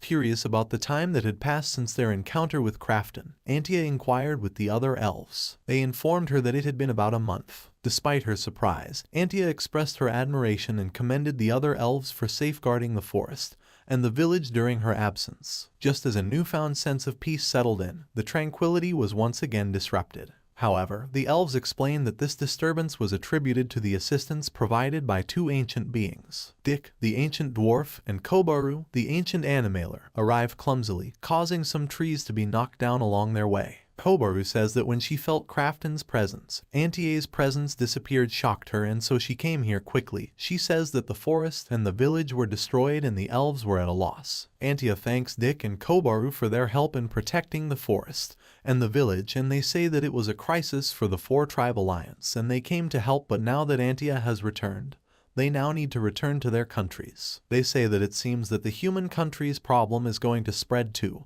and this confuses Tsukuru and he asks in panic what happened to the human country. The ancient dwarf, Dick, says that it was right after Crafton retreated. Crafton was enraged at Tsukuru and he wondered if Tsukuru was sent by Temas and Crafton had ordered to wage a war against the traitor, Temas. Elsewhere, Ikenos is sitting in her room sobbing and thinking about the beast folk, with his little daughter begging Ikenos to save his daughter. But Ikenos could not help them and she still shivers and sobs thinking about them. Ikenos thinks about Tsukuru when they were still in Japan. Ikenos thinks that even if they praise her now as a hero or a saint, she can't do anything other than healing injuries, and she does not have the power to wield a weapon and fight. Nor does she have the courage to defy the people of this world and run away, and she has only been protected by her friends while crying. Ikenos suddenly hears a knock on the door and she sees that it is her friend Mickey. Mickey tells her that it is time for dinner and Ikenos says that she does not have any appetite, but Mickey does not listen and grabs her hand and says that she still has to eat something or else she will get sick, and she drags her out of the room. Ikenos and Mickey strolled toward the dining hall for dinner. Excitement filled the air as Mickey shared the news that they were serving steak that evening. However, Mickey admitted she didn't know which type of meat was being used, and they shared a laugh about it. As they descended the stairs, a hushed murmur caught their attention. Curiosity piqued, they scanned the crowd and noticed a commotion centered around Kareyama Kaido. Someone in the crowd pointed at him, revealing that he had acquired yet another child slave. Kareyama Kaido, with a smug expression, boasted about being able to buy numerous child slaves by selling materials from the dungeon. Disgusted, Mickey and Ikenos watched as Kareyama dragged the child along, announcing they were heading to the bath for a thorough cleaning. Anger flared within Ikenos, prompting her to rush forward. She sees the child, confronting Kareyama directly. Despite his screams and insults, Ikenos stood firm, refusing to back down. With the child in her arms, she demanded answers from Kariyama, questioning his cruel treatment of the young ones and inquiring about the whereabouts of the other children he had acquired.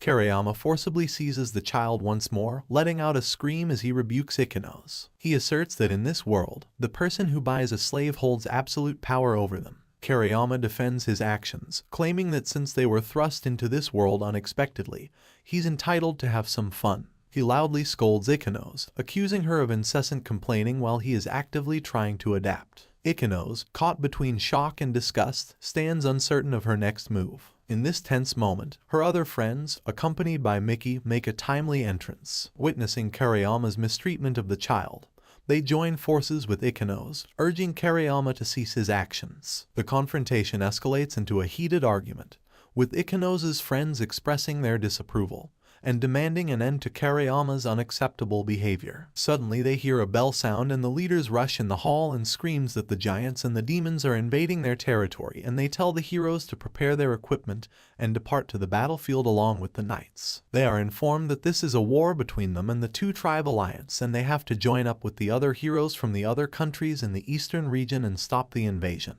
Ikenos and Miki along with the other heroes walk back to their quarters, and Ikenos wonders how an invasion would start this suddenly, and Ikenos is nervous thinking if they are really going into the battlefield. Ikenos and Miki are now in the carriages along with the other heroes, and Ikenos feels scared and nervous, but Miki tells her that she will definitely protect her and she should not worry. The heroes are packed up in the carriages and they look scared. Miki tells Ikenos that only her and a few more can heal injuries, and if she dies, they will be wiped out. The others chime in and ask Ikenos to not worry as they have trained with the knight of this country, and the giants and the demons are nothing to be feared of. One of them says that if they make a blunder and get hurt in the process, Ikenos will heal them and she will have their back. Ikenos is nervous and she realizes that they have resolved themselves and she could just watch and only she can heal their injuries. Ikenos tells them that they can count on her and they will survive through this together. A man knelt before a grand throne, speaking to the one seated upon it, known as Temas. The man explained that demons and giants were coming closer from the eastern sea. Nearly a month had passed since the threat emerged. The knights and heroes worked hard to halt their advance, but the foes outnumbered them. Faced with the looming danger, Temas believed it was crucial to seek aid from the four alliance tribe without delay. On the battlefield, where death and destruction surrounded them, Ikenos found herself in a tent, tending to the wounded. The injured kept pouring in, panic filling the air as they cried out about the imminent threat of being wiped out. In this chaos, someone urgently called for Kyuju, their leader. Kyuju, faced with the dire situation, acknowledged the gravity of their circumstances. When asked about their plans, he reluctantly admitted that surrender seemed to be their only option. However, Kyuju quickly asserted that surrendering might not lead to anything good. He suggested that the monsters, their relentless adversaries, wouldn't spare them even if they surrendered. Kyuju pondered whether these creatures could communicate and reasoned that approaching them might result in instant death. Attempting to calm the frantic atmosphere, Kyuju revealed a package he had received from the head priest, Temas. Inside were 10 body-strengthening pills. The others confront Kyuju and ask him why he was hiding those up until now, and Kyuju explains that the pills only work for 10 hours and after that, they won't be able to move, and Kyuju says that Temas told him to not use the pills carelessly. The others all rush to him and ask for the pill, and even Miki asks for a pill, but another one tells Miki that she is an archer, and she should leave the front line to them. Kyuju distributes the pills to the heroes and they all eat the pill, and they all cheer and say that they can feel the power flowing within, and they rush back into the battlefield while Kyuju and Miki and Ikenos and the others stand back ready to help. Kyuju suddenly tells them that they are going to run and not going to help the ones who went to the front line. The others are confused and Kyuju asks them what do they think they are fighting for, and he says that if this was Japan and they would have families to protect, then it would have been a different matter, but what are they protecting right now are the kidnappers who kidnapped them from their world and brought them to this world, and Kyuju says that he does not want to fight for their sake anymore. Some of them agree with Kyuju's point and say that they don't have any reason to fight and they might be saved if they could find a village to hide in. Miki confronts Kyuju and asks him that if he does not want to fight, then why did he give those pills to the others? The frontline heroes who took the pills are going berserk one by one, and once you swallow the pills, you will become a combat lunatic that fights until you use up all your strength. Ikenos and Miki rush in front and tell one of their friends about how Kyuju is using them as bait, and Kyuju already ran away. Their friend Fujisaki tells them that they should run away too before the monsters get here. Ikenos asks Fujisaki to come with them, but Fujisaki is suddenly attacked and he defends Ikenos and Miki and screams at them to hurry up and leave. Ikenos and Mickey are now running deep into the forest while Mickey kills some stray monsters with her bow. They see that there are many footprints and they should be able to join up with the others if they follow the footprints. Mickey says that she is going to punch Kyuju next time they meet him, and Mickey grabs Ikenos' hands and they keep running. Ikenos is getting tired and she asks Mickey to go ahead and join up with the others, but Mickey shouts at her and says that she would rather die than leave her behind. Mickey says that it pisses her off, but Kyuju had a point and she asks who are they even fighting for, and Mickey says that she is fighting to protect Ikenos, and she tells Ikenos that she wants her to be at her side to protect her as well, and Ikenos agrees and grabs her hand as they keep running while following the footsteps. Ikenos and Mickey suddenly find themselves in a wide open area, and they see a huge giant and they stop and stare at her in shock. The giant notices them and says that she is a giant after all, and although she is small compared to the others of her kin. Ikenos is shocked to see that the giant can speak, and she says that if this means that they can surrender, but they see a pile of bodies under the giant's feet, and Mickey panics and says that the giant won't spare their lives if they surrender. Mickey stands in front of Ikenos pointing her blade at the giant, and the giant mocks her and says that if she can defeat her that she will let them go, and Mickey stands determined and screams that she will do it. Mickey charges at the giant with her blade, but the giant is too fast and the giant attacks Mickey, but she sees that Mickey is still unharmed. Ikenos was protecting Mickey all along, and she knows that she does not have any offensive magic. However, she has her own ways to protect others, and she is determined to not let Mickey die, and she will keep chanting and keep her magic within range, and the moment Mickey takes a hit, she will heal her immediately. The giant realizes that Mickey is getting healed by Ikenos, and she gets annoyed and she grabs Mickey in rage and throws her far away with force.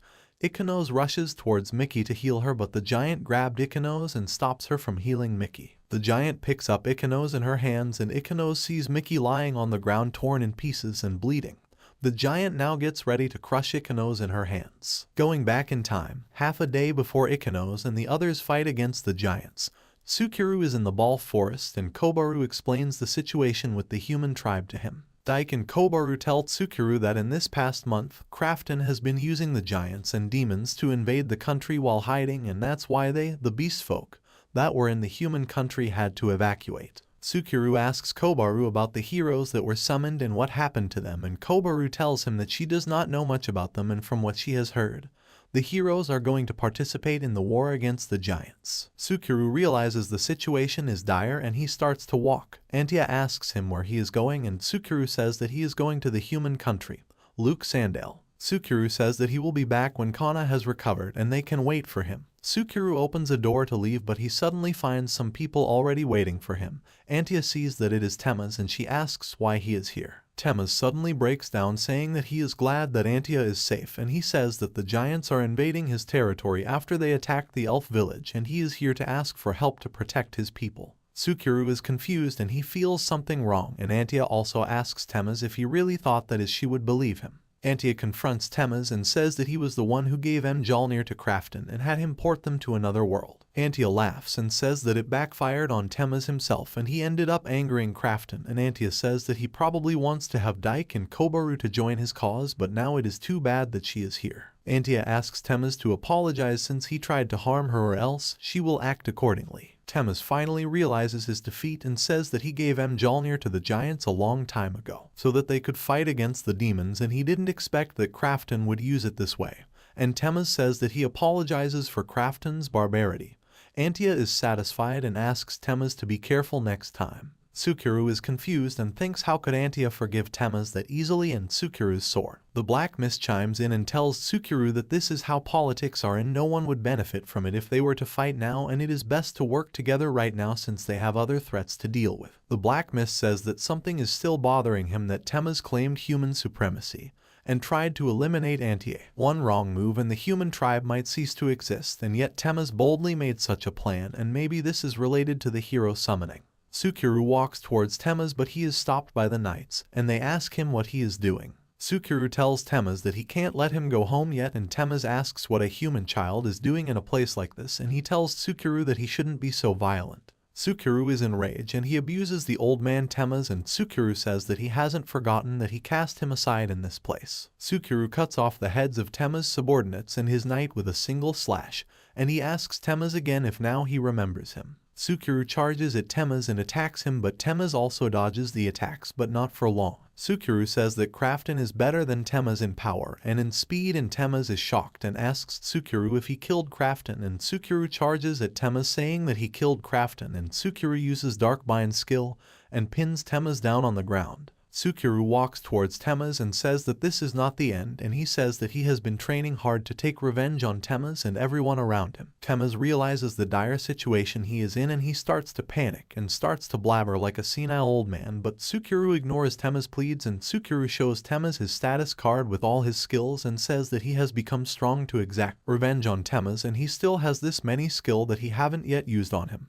Tsukuru asks Tema's if he thinks that he will be forgiven after kidnapping people and casting them aside. Tsukuru says that he was going to search all across the world to find Tema's, but he ended up coming to him instead, and it is a dream come true. Tsukuru readies his sword to finish off Tema's, but Kana stops Tsukuru as he stabs Tema's shoulder with the sword. Kana asks him to calm down. Antia interrupts and says that this is a good opportunity to confirm something and asks Tema's that the humans are planning, and Antia says that Tema's lied about the demon lord appearing even to his people and summoned people from another world. Tema's says that they are a hindrance and the strongest tribe that takes in all the dead, the ghost tribe. Their existence is a hindrance in a world they try to rule, and it was only a matter of time before they obtain the light magic that can oppose the ghost tribe and overwhelms the other tribes. Tema's says that the human tribe of this world was not strong enough, and even those heroes with the priest job that they called through large-scale summoning, not any of them has light magic. Tema's says that there is still a way and he will fulfill that person's wish, which is to have humans rule the world. Tema's suddenly turns to dust and disappears, and the others ask if he died, but Tsukuru says that Tema's used earth magic and escaped into the underground, and he is going further away from them at a high speed. Tsukuru summons bees and asks him to chase after Tema's. Tsukuru is angry that he failed to finish Tema's off, but he wonders what Tema's meant by that person,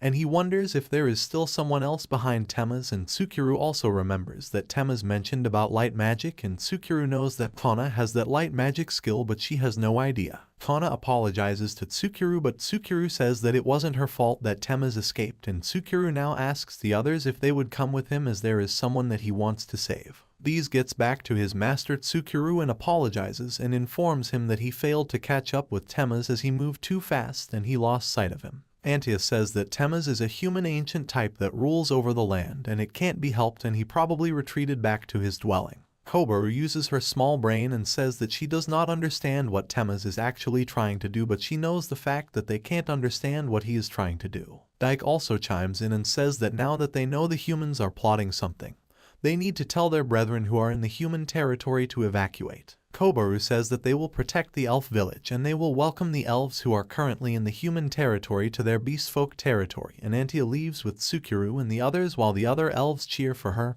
and they tell her to focus on accomplishing her goal, and Antia thanks them. Hana tries to figure out the route they should take, but Tsukuru interrupts and says that he can't afford to take that long and he will use the flying sheep. He uses equivalent exchange skill, and a literal magical carpet appears in front of them. Sanya is shocked to see a floating carpet, and Tsukuru says that it is a flying carpet, and he says that in his world, there is a fairy tale where they use this thing, and now the only thing remaining is to find that sweet magic lamp. Tsukuru and the girls are now holding onto the carpet and flying to their destination. The girls hold the carpet along with their dear lives, and Antia realizes and she uses her wind magic to nullify the wind pressure. They notice the ravaged battlefield below them and they look down in shock. Sanya notices strange humans in the battlefield who almost looked like monsters themselves. Tsukuru tries to check their status, but he sees that their status is also strange and he realizes that they are under the influence of something. Tsukuru thinks that those are not everyone and he thought that all the heroes are gathered here. Tsukuru uses his detection skill and he sees a giant woman swinging her sword in the distance. Meanwhile, the giant woman is grabbing onto Ikenos in her hand and ready to squish her in her hand while Ikenos sobs as she looks at her friend Mickey's mangled body. Suddenly the giant stops as she senses something and a cloud of dust covers her vision in front of her, and as the dust settles, the giant sees a cloaked man holding a sword in front of her, and Ikenos realizes that it is Tsukuru who stands in front of the giant. Tsukuru asks the giant to let go of the girl and have her army retreat from here, while Hana walks over to Mickey and gives her some food to eat, and she grabs a piece and puts it in Mickey's mouth. The giant woman is confused and she is still holding on to Ikanos, and two other giants arrive and ask her why she is waiting, and they call her Garbus. They tell Garbus that it is just a human and she does not even have to think about it. Garbus politely asks Tsukuru that if she just has to retreat her army, and the other giants are shocked and angry, and they ask her why she is complying with that human, but Garbus tells them to shut up and asks them if they can't tell Tsukuru's strength by looking at him, and Garbus says that he is probably the one who killed Crafton and he could kill them instantly if he wants to. Tsukuru tells the giant that she has good eyes, and Garbus says that she can't let her sons be killed by him after all, and Garbus puts Ikanos back down on the ground calmly. Ikanos rushes towards Mickey, but she trips and falls, but Tsukuru saves her. Ikanos sits near Mickey and she sees that the girls have already healed Mickey, and Ikanos starts to sob as she realizes that the girls saved Mickey, and Ikanos sees Tsukuru and realizes that he is alive too, and she says that she told him that they would see each other again. Ikanos hugs Tsukuru tightly and starts to sob, and she tells him that she was scared and she missed him, while the other girls look in shock and confusion. Ikanos says that she was worried about his safety and she did not expect this world to be such a terrifying place, and she apologizes that she couldn't stop them in time and she couldn't save him, and she apologizes that she could only watch from afar. Tsukuru smiles and tells Ikanos that it is not her fault, and he says that she was the only one who was watching over him no matter what happened to him. Ikanos hugs him again and sobs, and she faints in his arms. Hana asks if she needs a recovery, but Tsukuru says that she just fainted. The giant, Garbus, asks Tsukuru if he knows where Tema's is, saying that she can't really go home empty-handed, and Tsukuru says that he would like to know the same. Tsukuru and the others suddenly feel a powerful and strange presence around them, and they are confused. Antia says that this is the impact for death of the demon's ancient type, Catapulpas, and a new demon's ancient type has born. Meanwhile, a strange horned and winged creature has appeared in a cave, and the memories of Catapulpas are flowing into it. It says that they, demons, have been miserable ever since the disappearance of Catapulpas, but those miserable days have come to an end, and now that it has attained new power, they will know the grudge and the hatred of the demons, and the creature has now completely formed and he screams. Meanwhile, the giants now realize that the demons fighting alongside them are now suddenly against them as they attack the demons. Tsukuru and the others look in shock and confusion seeing the demons attack the giants.